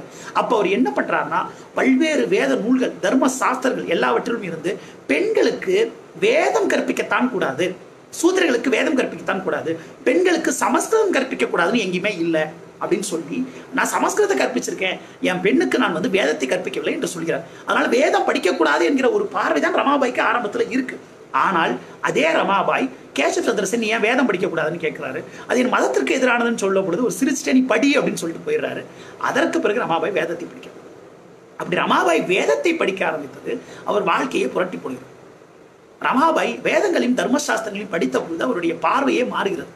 ஒரு பெண்களையும் சூத்திரர்களையும் இந்த வேதங்கள் கொடுமையாக நடத்துகின்றன, அடக்குமுறைக்கு ஆட்படுத்துகின்றன புரிகிறதால் அவரை பல பிராமணர்கள் திருமணம் செய்து கொள்ள தயாராக இருந்தாலும் ஒரு சூத்திரரை திருமணம் செய்து கொள்கிறார். மேதாவி என்கிறவர் திருமணம் செய்து கொள்கிறார். இந்த திருமணம் ஒரு 2 ஆண்டுகள் நடந்த பிறகு அந்த அவர் கணவர் இறந்து போகிறார். அதற்குள் மனோரமா என்கிற ஒரு பெண் குழந்தை பிறக்கிறது. அந்த குழந்தையை அழகாக வளர்க்க வேண்டும், அந்த குழந்தையை அடுத்தடுத்த கட்டங்களுக்கு கொண்டு செல்ல வேண்டும் என்கிற கனவெல்லாம் ரமாபாய்க்கு இருக்கிறது. இப்படி ரமாபாய்க்கு இருக்கிற பொழுது என்னாகிறது என்றால், அவர் திருமணம் செய்து கொண்ட இன்னொரு விஷயம் என்னன்னா, அவர் இந்து மதத்தை சேர்ந்தவர்கள் திருமணம் செய்து கொள்ளவில்லை.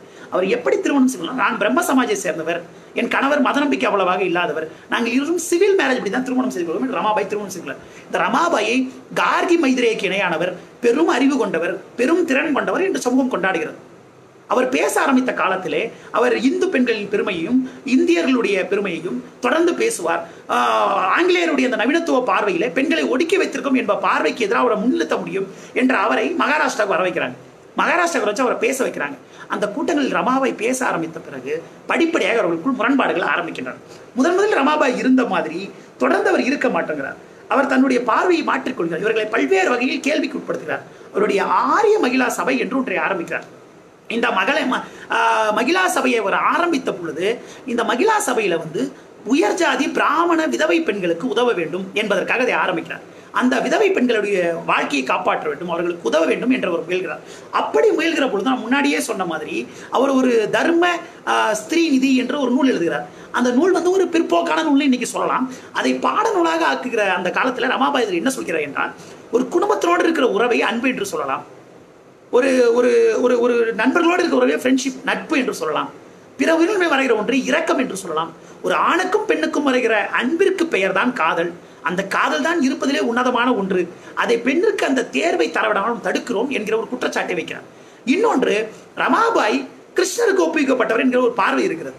ஏன்னா ரமாபாயினுடைய அக்காவை திருமணம் செய்து கொடுத்து அவர் குடும்பத்தோட அந்த இளைஞன் தங்கியிருப்பான் என்று நினைக்கிற பொழுது நான் தங்கியிருக்க முடியாது, நம்ம வெளியே போயிட்டு கேஸ் எல்லாம் போடுறான். அப்படி கேஸ் போட்டதுனால என்ன பண்றாங்க, இவங்க அப்பா இவரை 16 வயசு வரைக்கும் திருமணம் பண்ணி வைக்கல. அப்பா இறந்ததுக்கு தான் திருமணம் செய்கிறார். கிருஷ்ணருக்கு ஒப்பு கொடுக்கப்பட்ட ராதான்னு சொல்லப்பட்ட ரமாபாய் இப்படி திருமணம் செய்து அவருடைய திருமண உறவு அவர் கணவர் இறந்த பிறகு ஒரு விதவையாக இருந்து கொண்டு அவர் பொதுவெளியில் பேச வருகிற பொழுது கடும் எதிர்ப்புகள் வருகின்றன. அவரை பேச விடாம பல இடத்துல விலக்கி வைக்கிறாங்க. தாகூர் அவர் பேச போன இடத்துல பெரும் கூச்சல்களும் குரல்களும் எதிர்ப்பும் ஏற்படுகிறது என்பதை எல்லாம் பதிவு செய்கிறார். இப்படிப்பட்ட நிலையிலே ரமாபாய் ஒரு குறிப்பிட்ட ஒரு எழுத்தை எழுதுகிறார். அந்த எழுத்தை நான் படிக்க வேண்டியிருக்கிறது.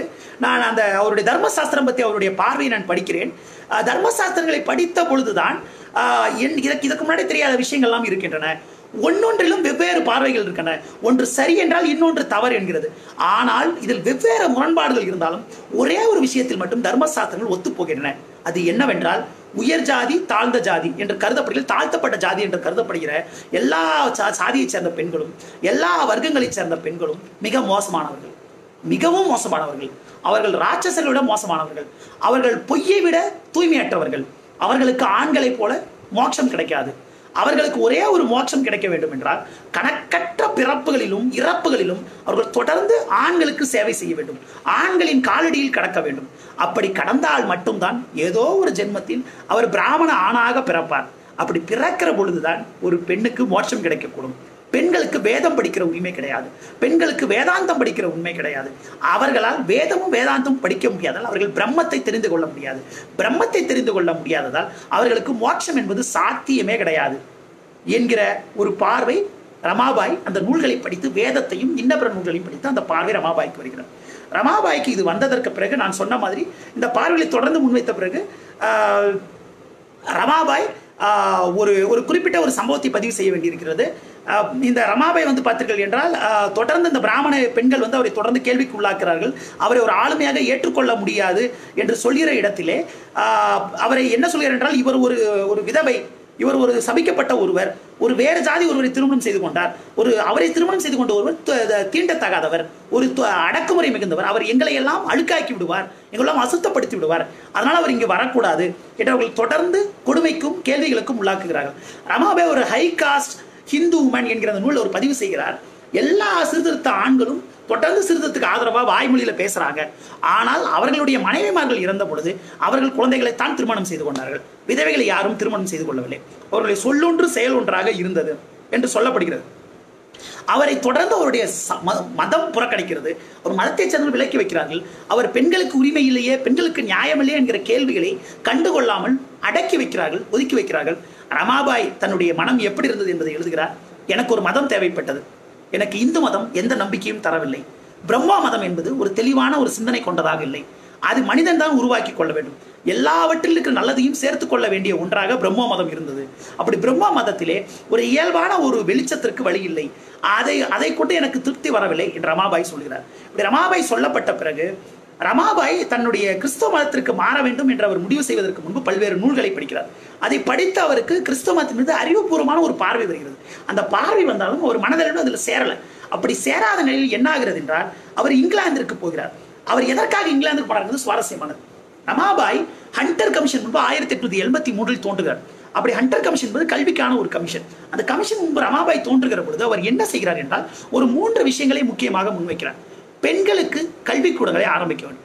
அந்த கல்விக்கூடங்களை பெண்களை கொண்டே நடத்த வேண்டும். ஆண்கள் வந்தால் அவர்கள் மலையை மடுவாக்கி பெரிய பிரச்சனை செய்வார்கள். பெண்களை கல்விக்கூடங்களுக்கு நியமிப்பதோடு, பெண் ஆசிரியர்கள் நியமிப்பதோடு, பெண் ஆய்வாளர்கள் நியமிக்க வேண்டும். அப்படி அவர்கள் தான் பெண்களின் பிரச்சனைகளை புரிந்து கொள்வார்கள். பெண்கள் கல்விக்கு போதுமான நிதி ஒதுக்கப்பட வேண்டும். பெண்களுக்கு தொடர்ந்து கல்வி தரப்பட வேண்டும். அவர்களின் தற்சார்பான வாழ்க்கைக்கு உதவ வேண்டும் என்று சொல்லிவிட்டு அடுத்து ஒன்றை சொல்கிறார். பெண் மருத்துவர்களை உருவாக்க வேண்டும். பெண்களுடைய உடல்நல கோளாறுகளை, குறைபாடுகளை பிறரிடம் சொல்ல முடியாது. அவர்கள் மருத்துவர்கள் சொல்ல முடியும். பெண் மருத்துவர்கள் வந்தால் அந்த விஷயத்தை ஓரளவுக்கு சீர் செய்ய முடியும் என்று சொல்கிற ரமாபாய் அவரே பெண் மருத்துவராக வேண்டும் என்று ஆசைப்படுகிறார். அப்படி ஆசைப்பட்டு அன்றைக்கு பெண்களுக்கு மருத்துவம் கற்பித்துக் கொண்டிருந்த ஒரே கல்லூரி இருந்த மெட்ராஸ் மாகாணத்துடைய மெட்ராஸ் மெடிக்கல் காலேஜுக்கு முயற்சி செய்கிறார். அது கைகூடாத பொழுது இங்கிலாந்திற்கு போகலாம் என்று முடிவு செய்கிறார். அப்படி அவர் இங்கிலாந்திற்கு போக முடிவு செய்த பொழுது அங்க மருத்துவம் பயில அவர் போகிறார். அங்க மருத்துவம் பயில ரமாபாய் போன பொழுது அவருடைய கிறிஸ்தவத்தின் மீதான காதல் அங்குதான் ஏற்படுகிறது. அங்கிருந்த ஆங்கிலிக்கன் சர்ச்சில் இருந்த அந்த விர்ஜின் மேரியினுடைய அந்த வழியிலே வந்தவர்கள் என்று சொல்லிக்கொண்ட கன்னியாஸ்திரிகள் என்ன செய்கிறார்கள் என்றால், பாலியல் தொழில் ஈடுபட்டு கொண்டிருந்த பெண்களை மீட்கிற, அவர்களுக்கு உதவுகிற ஒரு செயலை செய்கிறார்கள். ரமாபாய் அங்குதான் சொல்கிறார், பாலியல் தொழிலில் ஈடுபட்டவர்களை ஒதுக்கி வைக்கிற, பெண்கள் பாலியல் தேர்வை ஏற்படுத்தி கொண்டால் அவர்களை கொல்ல வேண்டும், அடக்குமுறைக்கு ஆளாக்க வேண்டும், அவர்கள் கட்டுப்படுத்தி வைக்கப்பட வேண்டும், அவர்களுக்கு பாலியல் தேர்வே கிடையாது என்று சொல்லப்பட்ட ஒரு மத பண்பாட்டில் இருந்து மாறுபட்டு பெண்களின் மீது பாலியல் தொழில் ஈடுபட தள்ளப்பட்ட பெண்களுக்கு இருந்து உதவ வேண்டும் என்கிற ஒரு எண்ணம் இவர்களுக்கு இருக்கிறது. இப்படிப்பட்ட அந்த உதவுகிற அந்த எண்ணம் என்னை அன்பு செய்ய வைத்தது, அந்த மதத்திலே சேர உதவியது என்று அவர் சொல்கிறார். அவர் அதே சமயத்தில் திருப்பி என்ன புரிந்து கொள்ள வேண்டும் என்றால், ரமாபாய் தன்னுடைய இந்து மதம் முழுக்க முழுக்க பொய்யானது, அது தேவையில்லை என்று கருதியவர் கிடையாது. தன் மதத்தில் எல்லாம் தவறானவை என்று அவர் சொல்லவில்லை. தன் மதத்தில் நல்ல விஷயங்கள் இருக்கின்றன, ஆனால் என் மதத்திலே நான் எல்லோரோடும் சேர்ந்து புழங்க, வழிபட என்னை சேர்த்து கொள்ள மறுக்கிறார்களே, ஒரு விதவை பெண் என்பதற்காக என்னை ஒதுக்கி வைக்கிறார்களே, அப்படிப்பட்ட சூழல் இந்த மதத்திலே நான் எப்படி இணைந்து இயங்க முடியும்? ஒரு மதம் என்பது சமூகத்தோடு கனெக்ட் பண்ணுகிற, சமூகத்தோடு சேர்ந்து செயல்படுகிற ஒன்று. அப்படிப்பட்ட ஒரு மதத்திலே நான் அங்கம் கிடையாது என்கிற ஒரு குரல் என்னை தீக்கிறது, என்னை வருத்துகிறது. அதனால் கூட நான் இந்த மதத்திற்கு மாறினேன் என்று அவர் சொல்கிறார். இவர் இந்த மதம் மாறியதை கண்டு தாங்காமல் அவருடைய தோழர் ஆனந்திபாய் என்பவர் தற்கொலை செய்து கொள்கிறார். அவரோட இங்கிலாந்துக்கு வந்தவர், இவரை கழுத்தரிச்சு கொள்ள முயற்சி பண்ணி கொல்ல முடியலன்னு அவர் தற்கொலை செஞ்சுட்டு இறந்து போறார். அப்படி ஒரு இறந்து போன அந்த அதிர்ச்சி ரமாபாயினுடைய செவித்திறனை பாதிக்கிறது. அப்படி ரமாபாயினுடைய செவித்திறன் பாதிக்கப்பட்டதால் ரமாபாய் மருத்துவம் பயில முடியாமல் போய் அவர் ஆசிரியர் பணியையும் இன்ன பிறவற்றையும் பயில்கிறார். அப்படி பயில்கிற பொழுது அந்த ஆங்கிலிக்கன் சர்ச்சில் இருந்த கன்னியாஸ்திரிகளுக்கு உதவி செய்கிறார். அவர்கள் உதவி செய்கிற பொழுது அங்கும் அவருக்கு பிரச்சனை வருகிறது. ஒரு ஆங்கிலிக்கன் சர்ச்சிலே அவர் என்ன செய்கிறார் என்றால், ஆண்களுக்கும் கற்பிக்க வேண்டும் என்று ரமாபாய் கேட்கிறார். ஆண்களுக்கு கற்பிக்க வேண்டும் என்றால் இந்திய ஆண்களுக்கு கற்பிக்க வேண்டுமா இல்லையா என்கிற முடிவை யார் எடுக்க வேண்டும் என்றால், இந்தியாவில் இருந்த, லாகூரில் இருந்த, இந்தியாவின் இன்ன பிற பகுதியில் இருந்த ஃபாதிரியார்கள் தான் முடிவெடுக்க வேண்டும் என்று சொல்லப்படுகிறது. அப்படி யாரு? ரமாபாய் ஆண்களுக்கு கற்பிக்க வேண்டுமா என்கிற முடிவை இந்தியாவில் இருக்கிற ஃபாதிரியார்கள் எடுக்க வேண்டும் என்று சொல்லப்பட்ட போது அது ரமாபாயை கடும் கோபத்திற்கு ஆளாக்கிறது. நான் யாருக்கு கற்பிக்க வேண்டும் என்பதை ஆண்கள் எதற்கு தீர்மானிக்க வேண்டும்? நான் கற்பிப்பதால் அவர்களின் ஒழுக்கம் கெட்டு போய்விடுமா? இதை ஏற்றுக்கொள்ள முடியாது என்று அவர் எதிர்த்து பேசுகிறார். தன்னுடைய ஆண் நண்பரை பார்க்க அவர் வெளியே போய்விட்டு வந்ததும் ஒரு பெரிய பிரச்சனையை உள்ளாக்குகிறது. ரமாபாய் இன்னொரு விஷயத்தையும் ரொம்ப முக்கியமாக பதிவு செய்கிறார். அவர் சர்ச்சை தொடர்ந்து கேள்வி கேட்கிற ஒருவராக, அவர் அது கேள்விக்கு உட்படுத்துகிற ஒருவராக இருக்கிற இந்த நிலையிலே, அவர் கிறிஸ்தவ மதத்திற்கு மாறிய இந்த காலத்திலே அவரை எப்படி இந்திய சமூகம் எதிர்கொண்டது என்றால், ரமாபாய் முதல்ல ஒரு இந்துவாக இருந்தார், அப்புறம் பிரம்மோவாக இருந்தார், இப்ப கிறிஸ்துவராக மாறிவிட்டார். அவருக்கு ஒரு நிலையற்ற மனம் இருக்கிறது. அவர் சீக்கிரமே முஸ்லீமாக மாறினாலும் ஆச்சரியப்படுவதற்கில்லை. ஒரு முஸ்லீம் காஜியை பார்த்தால் அங்கு சொர்க்கம் கிடைக்கும், மோட்சம் கிடைக்கும் என்று அவர் மாற வாய்ப்பு இருக்கிறது என்றெல்லாம் கிண்டல் செய்யப்படுகிறது. ராமகிருஷ்ணர் என்ன சொல்கிறார் என்றால், அவர் பார்த்தீங்கன்னா அவருக்கு ஒரு ஈகோவும் ஒரு லட்சியவாதம் இருக்கிறது, பேருக்கும் புகழுக்குமாக அவர் இப்படி செய்கிறார் என்று அவர் சொல்கிறார். விவேகானந்தர் இதற்கடுத்து வேறு ஒரு கருத்தை சொல்கிறார். ரமாபாய் இந்துவாகவே இருந்தனா நமக்கு உதவி இருக்கும். வேத ரிஷிகளிடம் இருந்த அந்த மதத்தை, மைத்ரேயி, லீலாவதி, சாவித்ரி, உதயபாரதி அவர்களுடைய மதமாக இருந்த இந்த மதத்தை சேர்ந்த ஒரு பெண் அந்த காவி உடை தரித்து அந்த ஊருக்கு சென்று நான் இந்து மதத்தை சேர்ந்தவள் என்று சொன்னால் அது எவ்வளவு பெருமிதமாக இருந்திருக்கும் என்று விவேகானந்தர் சொல்கிறார்.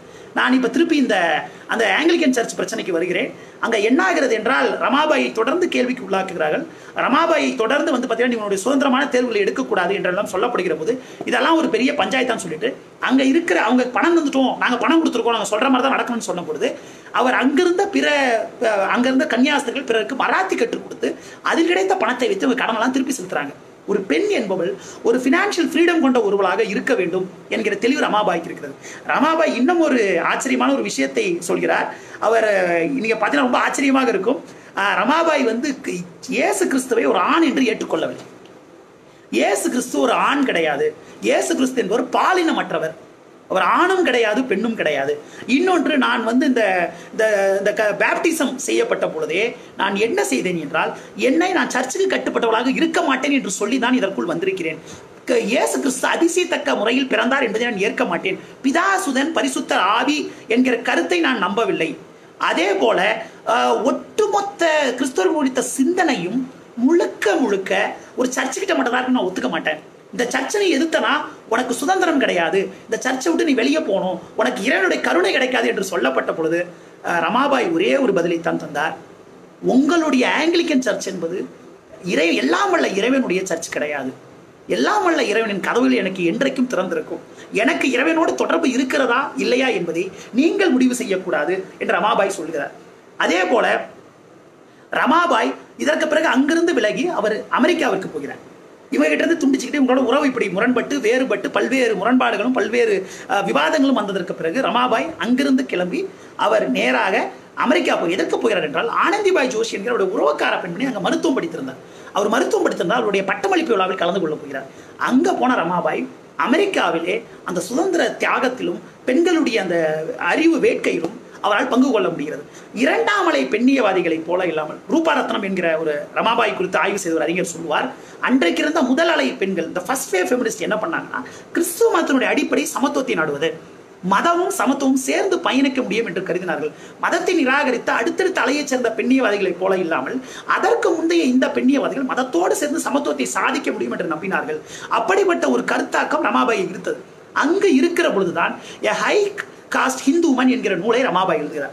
இந்த நூலை எழுதுகிற ரமாபாய் அவருடைய பேரில் ரமாபாய் சர்க்கிள்ஸ் அங்கே ஆரம்பிக்கப்படுகிறது. ரமாபாய்க்காக பல்வேறு அமெரிக்க பெண்கள் நிதி திரட்டுகிறார்கள். அந்த ஸ்டாச்சு ஆஃப் லிபர்ட்டியில் இருக்கிற அந்த இது இருக்கிறது இல்லையா, அந்த தீப்பந்தம், அது சுதந்திரம், விடுதலை, அறிவு தேடலுடைய ஒரு உச்சமாக இருக்கிறது. இந்த உச்சமாக அது இருக்கிற பொழுது அதனுடைய இருந்து கொண்ட அந்த உரிமை கருப்பின மக்களுக்கு மறுக்கப்படுகிறது. அந்த உரிமை இந்தியாவில் எங்களுக்கு மறுக்கப்படுகிறது என்று அவர் பதிவு செய்கிறார். அவர் தன்னுடைய மகளுக்கு, அந்த மனோரமாவுக்கு ஒரு கடிதம் எழுதுகிறார். ரொம்பவும் மனதை நெகிழ வைக்கிற ஒரு கடிதம்.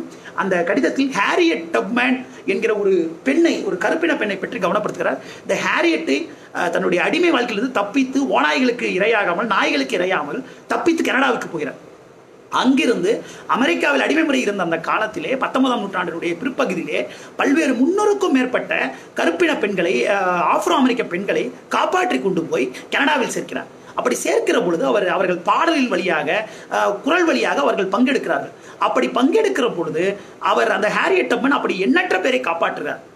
அதை பற்றி குறிப்பை பதிவு செய்துவிட்டு தன்னுடைய மகள் மனோரமாவிடம் ரமாபாய் சொல்கிறார், இந்த மாதிரி இந்த ஆப்ரோ அமெரிக்கர்களை மாதிரி நம்முடைய சமூகத்திலும் எண்ணற்ற குழந்தைகளும் பெண்களும் அடக்குமுறைக்கும் அடிமை முறைக்கும் ஆளாகி இருக்கிறார்கள். அவர்களெல்லாம் காப்பாற்றுகிற, அவர்களை மீட்டெடுக்கிற ஒரு பெரிய வாழ்க்கையில் நம்மை நாம் ஒப்புக் கொடுத்துக் கொள்ள வேண்டும் மனோரமா என்று அந்த கடிதத்தை எழுதுகிறார் என்பதை நாம் படிக்க வேண்டியிருக்கிறது. அங்கு இருந்த ஆப்ரோ அமெரிக்கர் காந்தியெல்லாம் அந்த காலத்தில் இனத்தை பற்றிய பார்வையில் பிற்போக்கு பார்வை கொண்டவராக இருந்த ஒரு காலத்திலே ஆப்ரோ அமெரிக்கர்களின் உரிமைக்கான நியாயத்தையும் அவர்களுக்கான தேடலுக்கான நியாயத்தையும் உணர்ந்தவராக ரமாபாய் இருந்தார் என்கிற பதிவை நாம் கவனத்தில் கொள்ள வேண்டியிருக்கிறது. அவருடைய அனுபவங்களில் ஜப்பானிய பெண்கள், ஜப்பானை பார்க்கிறார். அங்க சோகன் என்கிற சாதி முறை இருந்தது.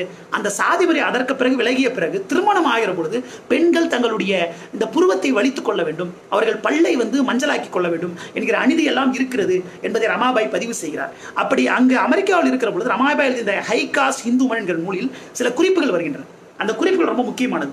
மனுஸ்மிருதியை எடுத்துக்கொண்டு மனுஸ்மிருதி எப்படி பெண்களை அவமானப்படுத்துகிறது, மனு எப்படி பெண்ணை நம்ப முடியாது, பெண் என்பவள் ஆணுக்கு கடமைப்பட்டவள், பெண் என்பவள் எப்பொழுதும் ஆணுக்கு ஊழியம் செய்ய வேண்டும், பெண் என்பவளுக்கு தேர்வு கிடையாது, பெண் என்பவள் அடக்குமுறைக்கும் கட்டுப்படுத்தலுக்கும் தொடர்ந்து உள்ளாக்கப்பட வேண்டியவள், பெண்களுக்கு சீக்கிரம் திருமணம் செய்து கொடுத்து விட வேண்டும், பெண்களுக்கு என்று சுதந்திரம் கிடையாது, பெண்களுக்கு மொட்டை அடிக்க வேண்டும், பெண்களை கட்டுப்படுத்த வேண்டும், விதவைகளை கொடுமைப்படுத்த வேண்டும், விதவைகளுக்கு என்று ஒரு தனி தேர்வு கிடையாது, விதவைகள், பெண்கள் மோசமானவர்கள் என்று அடுக்கடுக்கான மனுனுடைய பார்வை அனைத்தையும் கவனப்படுத்துகிறார்.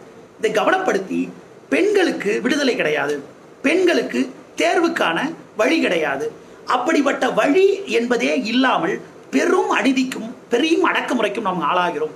ஒரு விதவையை ஒருவேளை அந்த பெண் வாழணும் என்று நினைத்தாலும் அவளுக்கான வழி தரப்பெறும் மறுக்கப்படுகிறது.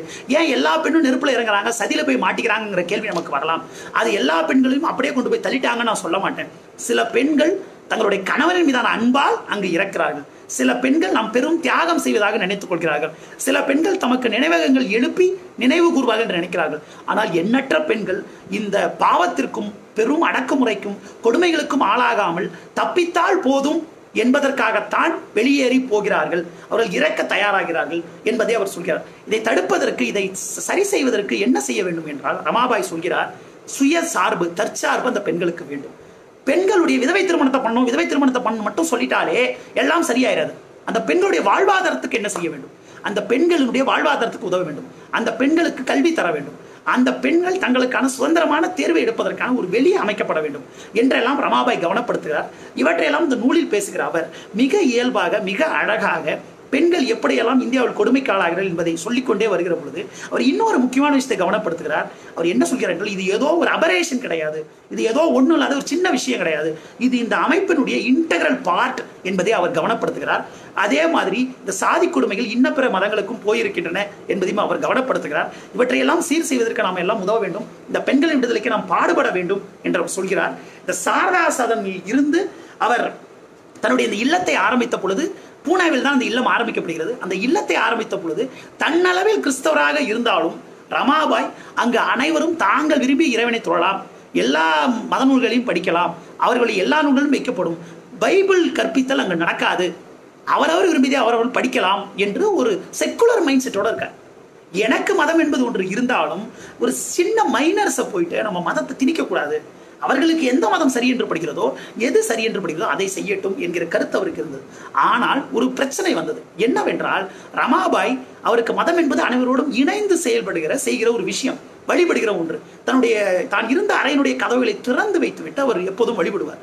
அப்படி அவர் இயேசு கிறிஸ்துவை வழிபடுவதை பார்த்து சில பேர் மதம் மாறுகிறார்கள் என்ற குற்றச்சாட்டு வைக்கப்பட்டு அவரை ஒரு துரோகி, அவர் இந்திய சமூகத்துக்கு எதிரானவர், அவர் ஆங்கில அரசின் கைக்கூலி என்றெல்லாம் திலகர் சொல்கிறார்.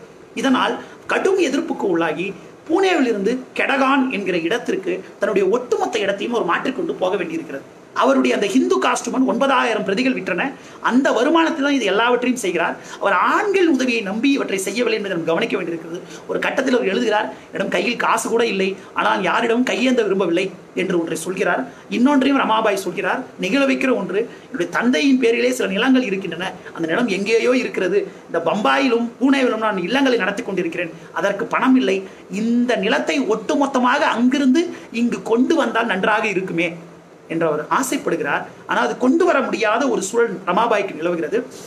ஏற்கனவே சொன்ன மாதிரி ரமாபாய் இப்படிப்பட்ட பல்வேறு சிக்கல்களில் மாட்டிக்கொண்டிருந்த பொழுது இன்னொரு சுவையான விஷயத்தையும் நம்ம கவனிக்க வேண்டியிருக்குது. அமெரிக்காவில் ரமாபாய் இருந்த அதே காலத்தில் விவேகானந்தருக்கு முன்பு ரமாபாய் போகிறார். ரமாபாய் போய் இந்திய விதவைகளின் நிலைமையை, இந்திய விதவைகள் எப்படியெல்லாம் கஷ்டப்படுகிறார் என்பதை எல்லாம் அவர் பதிவு செய்கிறார். விவேகானந்தர் அங்கு போகிற பொழுது அதை ஒட்டுமொத்தமாக திருப்பி போடுறார். இந்திய விதவைகள் நன்றாகத்தான் இருக்கிறார்கள், இந்திய விதவைகள் எந்த வகையிலும் பாதிக்கப்படவில்லை, இந்திய விதவைகள் தியாகம் செய்கிற ஒருவராக இருக்கிறார்கள், அவர்களை பற்றி சொல்லப்படுவதெல்லாம் போய் இந்திய விதவைகளுக்கு சொத்துரிமை இருக்கிறது என்றெல்லாம் அவர் சொல்கிறார். மதுராவிலும் துவாரகையிலும் பெண்கள் எங்கு கஷ்டப்படுகிறார் என்று யார் உங்களுக்கு சொன்னது, அப்படியெல்லாம் ஒன்றும் கிடையாது என்று அவர் சொல்கிறார். ஆனால் அவர் ஒயிட் வாஷ் பண்றார். ரமாபாய் அப்படி ஒயிட் வாஷ் பண்ணல. விவேகானந்தருடைய கருத்துக்களை அவர் பெயரை சொல்லாமல் அவர் தொடர்ந்து எதிர்க்கிறார். மதுராவிலும் துவாரகாவிலும் எத்தனையோ விதவை பெண்கள் பெரும் அநீதிகளுக்கும் அடக்குமுறைகளுக்கும் ஆளான பொழுது அங்கு ஒரு பிராமண பெண்ணா தான் போக முடியாது என்பதால் தன்னை ஒரு தலித் போல தன்னை சித்தரித்துக் கொண்டு அங்கே போய் அவர்களை மீட்டுக் கொண்டு வருகிறார். இதையெல்லாம் விவேகானந்தர் பார்த்தால் என்ன நினைப்பார், இந்த மதுராவிலும் துவாரகாவிலும் இத்தனை பெண்கள் அலறுகிறார்களே, இவர்களுடைய வாழ்க்கையுடைய துயரங்களை வெளியே சொல்லக்கூடாதா என்கிற ஒரு கேள்வியை ரமாபாய் கேட்டுக்கொள்கிறார். அந்த துயரங்களை எதற்கு வெளி உலகத்திற்கு சொல்ல வேண்டும், அதை சொல்லாமல் இந்து மதம், இந்து கலாச்சாரம் என்பது உலகத்திற்கே வெளிச்சமாக திகழும் என்கிற பார்வையைத்தான் நாம் முன்வைக்க வேண்டும் என்பது விவேகானந்தரின் பார்வையாக இருந்தது. ஆனால் நம்முடைய அநீதிகளை, நம்முடைய அழுக்குகளை நாம் வெளியே சொல்லாமல் இருக்கக்கூடாது, அந்த அநீதிகளை வெளியே சொல்லாமல், அந்த காயங்கள் வெளியே வராமல் அவை ஆற முடியாது என்கிற பார்வை ரமாபாய்க்கு இருந்தது. ரமாபாய் இப்படி இந்தியாவிலே இங்கு இருக்கிற பொழுது நான் முன்னமே சொன்ன மாதிரி அவரை சமூகம் ஒதுக்கி வைக்கிறது.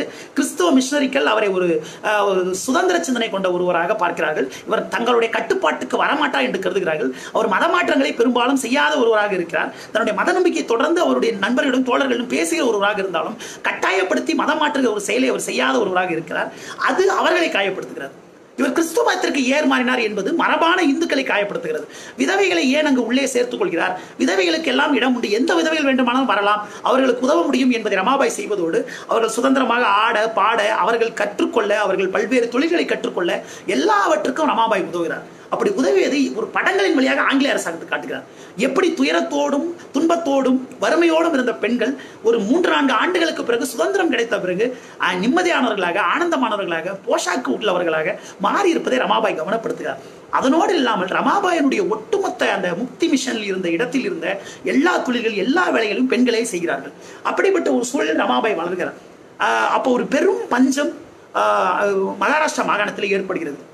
அந்த பஞ்சம் ஏற்பட்டு பிளேக் எபிடமிக் ஏற்பட்ட பொழுது ரமாபாய் கோகலேவிற்கு ஆதரவாக இருக்கிறார்.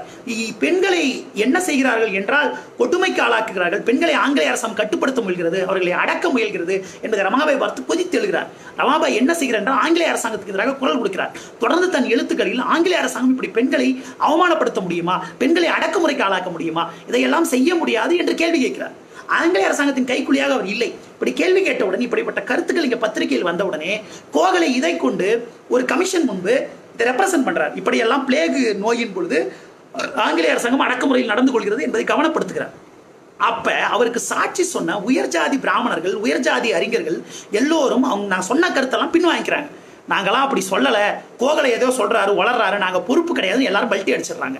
அப்பொழுது பல்ட்டி அடிக்காமல் நான் இப்படித்தான் எழுதினேன், நான் இப்படித்தான் சொன்னேன், பெண்களை அவமானப்படுத்தினீர்கள், பெண்களை மானபங்கப்படுத்த முயற்சி செய்தீர்கள், இது தவறானது என்று நான் எழுதினேன் என்று உறுதியாக நின்ற ஒரே ஒருவர் ரமாபாய் மட்டும்தான். யோசித்து பாருங்கள், கோகலேவுடைய சாதியைச் சேர்ந்த, கோகலேவுடைய மதத்தைச் சேர்ந்த ஆண்கள் அவரை கைவிட்டார்கள். ஆனால் அறிவுத்திறமும் தீர்க்கமும் மிகுந்த தேச துரோகி என்று முத்திரை குத்தப்பட்ட ரமாபாய் தான் கோகலேவுக்கு பக்கம், நியாயத்தின் பக்கம் தைரியமாக நின்றார் என்பதை நாம் கவனத்தில் கொள்ள வேண்டியிருக்கிறது. இன்னொரு விஷயத்தையும் சொல்ல வேண்டியிருக்கிறது. இதையும் சொல்லிவிட்டு இன்னொன்றையும் சொல்லிவிட்டு என்னுடைய உரையை நான் முடித்துக் கொள்ளலாம் என்று நினைக்கிறேன். அது நம்முடைய ருக்மாபாய் என்கிற ஒரு பெண்ணுடைய ஒரு கதை. ருக்மாபாய் ஒரு தச்சர் சமூகத்தைச் சேர்ந்த ஒரு சமூகத்தில் பிறந்தவர். அவருடைய தந்தை இளம் வயதிலே இறந்து போனார். அவருடைய தாய் அதற்கடுத்து திருமணம் செய்து கொள்கிறார். அந்த திருமணம் செய்து கொண்ட ஒருவர் படித்தவர், அவர் கொஞ்சம் மேம்பட்டவர். அப்படிப்பட்டவராக அவர் இருந்ததால் அவர் என்ன செய்கிறார் என்றால் தன்னுடைய அந்த பெண் குழந்தைக்கு அவர் கல்வி கற்பிக்கிறார், அந்த பெண்ணிற்கு உதவி செய்கிறார். அந்த ருக்மாபாய் கற்றுக்கொண்டு இருக்கிற பொழுது அவருக்கு மருத்துவம் படிக்க வேண்டும் என்கிற ஆசை வருகிறது. அந்த ஆசை வந்த பொழுது அவர் தன்னுடைய கணவன் தாதாஜியோடு சேர்ந்து வாழ மாட்டேன் என்று மறுக்கிறார். அப்படி மறுத்த உடனே என்ன பண்றாங்கன்னா ருக்மாபாய் மீது வழக்கு போடப்படுகிறது. அந்த வழக்கினுடைய பேர் ரெஸ்டிடியூஷன் ஆஃப் கான்ஜுகல் ரைட்ஸ். ஒரு பெண்ணோடு எப்போது உடலுறவு கொள்ள வேண்டும், தன் மனைவியோடு எப்போ உடலுறவு கொள்ளணும், அந்த பெண் எப்படி இருக்க வேண்டும் என்பதை முடிவு செய்கிற எல்லா உரிமையும் தன்னுடைய கணவனுக்குத்தான் உண்டு. பெண் ஒரு அடிமை என்கிற தொனியில் போடப்பட்ட வழக்கு. ஒரு 2 வருஷத்துக்கு முன்னாடி தான் அங்கிருந்த இந்திய சட்டப்படி பெண்கள் அப்படி தன் கணவனோடு சேர்ந்து வாழ மறுத்தால் அவர்களை 6 மாதம் சிறைக்கு தரலாம் என்கிற சட்டம் இருந்தது. இந்த வழக்கிலே பின்ஹே என்பவர் வழக்கு போன பொழுது ருக்மாபாய் என்ன கேட்கிறார் என்றால், எனக்கு அறிவில்லாத பொழுது, எனக்கு பகுத்தறிகிற திறன் இல்லாத பொழுது எனக்கு கல்யாணம் பண்ணி கொடுத்துட்டீங்க, அப்படிப்பட்ட நிலையில நான் என்ன பண்ண முடியும், அப்படி என்கிற நிலையில எனக்கு எதுவுமே தெரியாது, இன்னைக்கு நான் படிக்கணும்னு நினைக்கிறேன், அவருக்கு ஆஸ்துமா இருக்குது, அவர் கூட போய் சேர்ந்து எனக்கு வாழ விருப்பம் இல்லை, அதனால் என்னை கொண்டு போய் சேர்க்காதீர்கள் என்று சொல்கிறார்கள். எனக்கும் ஆங்கிலேய குடிமக்களை போல சம உரிமை என்று அவர் சொல்கிறார்.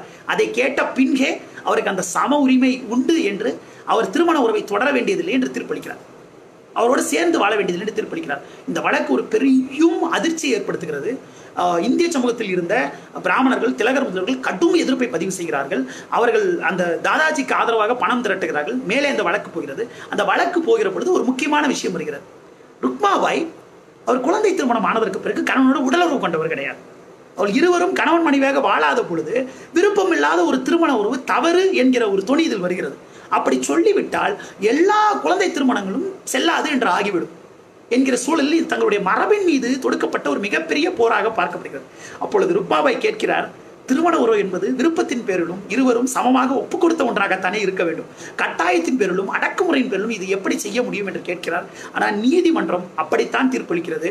3 நீதிபதிகள் கொண்ட அந்த தீர்ப்பு, அந்த பெண் தன் கணவனோடு சேர்ந்து வாழ வேண்டும், இல்லை என்றால் 6 மாதம் சிறை தண்டனை என்று அது சொல்லுகிறது. ருக்மாபாய் அந்த சிறை தண்டனை அனுபவிக்க தயாராகிறார். அப்பொழுது அதற்கு ரமாபாய் ஒரு குறிப்பை எழுதுகிறார். அந்த குறிப்பு மிக முக்கியமான குறிப்பு. அந்த குறிப்பு இதுதான், நம்ம மறக்க முடியாத ஒரு குறிப்பு. பெண்கள், ஆங்கிலேய அரசாங்கம் ஆண்கள் எங்களை அடக்கி ஒடுக்கி கொண்டிருக்கிறார்கள். அப்படி அடக்கி ஒடுக்கி கொண்டிருக்கிற பொழுது அந்த ஆண்களின் அடக்குமுறையிலிருந்து எங்களை காப்பாற்றும் என்று நினைக்கிறோம். ஆனால் இந்த ஆங்கிலேய அரசாங்கம் மதத்தை விட, எங்கள் மத சடங்குகளை விட இன்னமும் மோசமான ஒரு டைரனிக்கல், ஒரு எதேச்சதிகாரம் வந்த ஒரு கொடுமை, அடக்குமுறை மிகுந்த ஒரு அரசாங்கமாக நிகழ்ந்து கொள்கிறது. எங்கள் பெண்களுக்கு உரிமையை மறுக்கிறது, அவர்களை இன்னமும் கட்டுப்படுத்தி அடக்கி ஒடுக்க முயற்சி செய்கிறது. இப்படிப்பட்ட அரசாங்கம் எங்கள் பெண்களுக்கான அரசாங்கமாக எப்படி இருக்க முடியும் என்று பண்டித ரமாபாய் கேட்கிறார். ஒரு ஆங்கிலேய அரசாங்கத்தின் கைக்கூலியின் குரலாய் இப்படி இருக்கும் என்கிற கேள்வியை நாம் கேட்டுக்கொள்ள வேண்டியிருக்கிறது. ருக்மாபாய் அவருடைய சமூகத்தை சேர்ந்த பெண்மணி கிடையாது, ஆனால் அந்த பெண்மணிக்கு உதவுகிறார். பிளேக் பிளேக் வியாதி வந்த பொழுது, பிளேகில் எண்ணற்ற பேர் இந்த பஞ்சத்திலும் ஒருமையிலும் இறந்து கொண்டிருந்த பொழுது பல்வேறு சமூகங்களைச் சேர்ந்த பெண்களை அவர் காப்பாற்றி கூப்பிட்டு கொண்டு வருகிறார். அந்த பெண்களை எல்லாம் தன்னுடைய இல்லத்திலே காப்பாற்றி வைக்கிறார். அவர்களை உயிரை மீட்கிறார், அவர்களுக்கு உதவுகிறார். அப்படி உதவுகிற பொழுது அவர் கடும் விமர்சனத்துக்கு உள்ளாகிறார். சாதி தூய்மையை மீறிவிட்டார் என்றெல்லாம் சொல்லப்படுகிறது.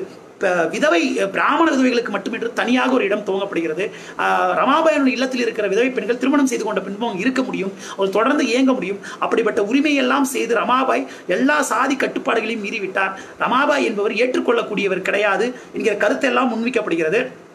ரமாபாய் இறுதியாக இவர்கள் எல்லா பக்கமும் இருந்து காலனி அரசாங்கம், கிறிஸ்தவ மிஷனரிகள், உயர்ஜாதி பிராமணர்கள் என்று எல்லா பக்கம் இருந்தும் அவர் விதைக்கி வைக்கப்படுகிறார்.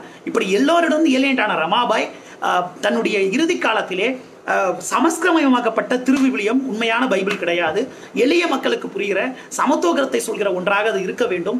சமத்துவம், சுதந்திரம், விடுதலை என்பது பெண்களுக்கு உறுதி செய்கிற ஒன்றாகத்தான் சுதந்திர கருத்தாக்கங்கள் இருக்க வேண்டும். மதம் என்கிற சட்டகத்திற்குள் அதற்கான முயற்சிகளை மேற்கொள்ள முடியும். அப்படிப்பட்ட ஒரு புதிய மதத்தை கண்டடைய வேண்டும் என்கிற பார்வையோடு ரமாபாய் இயங்கினார். ரமாபாய் ஒரு விவாதத்து கிடையாது.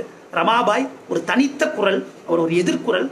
ரமாபாய் வேதங்களை படித்திருந்தாலும், தர்ம சாஸ்திரங்களை படித்திருந்தாலும் அவை பெண்களுக்கு எதிரானவையாக, பெண்களின் சுதந்திரத்துக்கு எதிரானவையாக, பெண்களின் விடுதலைக்கு எதிரானவையாக, சமத்துவத்துக்கு எதிரானவையாக தொடர்ந்து இருப்பதை கவனப்படுத்தினார். விதவை மறுமணங்கள், விதவை உரிமைகள் என்பதை வெறும் திருமணம் என்கிற ஒரு குறுகிய சட்டத்திற்குள் அடக்காமல் அதை விரிந்த தளத்திலே அவர் பொருள் கொண்டார். அவர் சாதி அடக்குமுறையை கேள்வி கேட்டார். பிராமணிய மேலாதிக்கத்தை கேள்விக்கு உட்படுத்தினார்.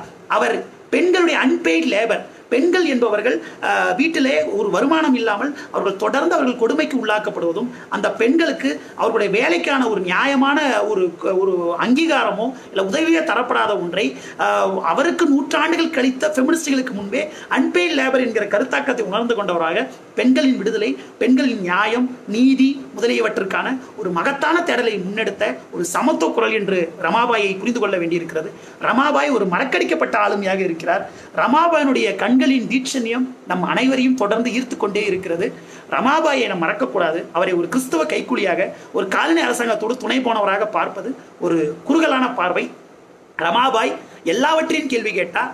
அவர் சுதந்திரமான தன்னுடைய குரலை இறுதி வரை மீட்டெடுத்தார். அவலங்கள் சூழும், அடக்குமுறைகள் சூழும் காலத்தில் எல்லாம் ரமாபாய் மாதிரியான தனித்த குரல்கள், அடக்குமுறைகளை எதிர்கொண்ட குரல்கள் நம் அனைவருக்கும் தேவை. அப்படிப்பட்ட குரல்களாக இந்த சமூகத்தினுடைய பெண்களும், இந்திய சமூகத்தினுடைய நவீனத்துவத்தை நாடுபவர்களும் திகழ வேண்டும். சட்டங்களுக்குள் செயல்படுகிறவர்களுடைய குரல்களையும் கேட்க வேண்டும் என்பதற்கு இந்த உரை உதவி இருக்கும் என்று நம்புகிறேன். இந்த வாய்ப்பை அளித்த பாலம் தி புக் மீட் அமைப்பிற்கும், இவ்வளவு நேரம் இந்த உரையை சிறப்பாக கேட்ட அனைவருக்கும் மிக்க நன்றி. பேராசிரியர் உமா சக்கரவர்த்தி, பண்டிதர் ரமாபாயை நினைவு கூறுவோம். பிராமணிய ஆணாதிக்கத்தை தொடர்ந்து கேள்விக்கு உள்ளாக்குவோம். நன்றி, வணக்கம்.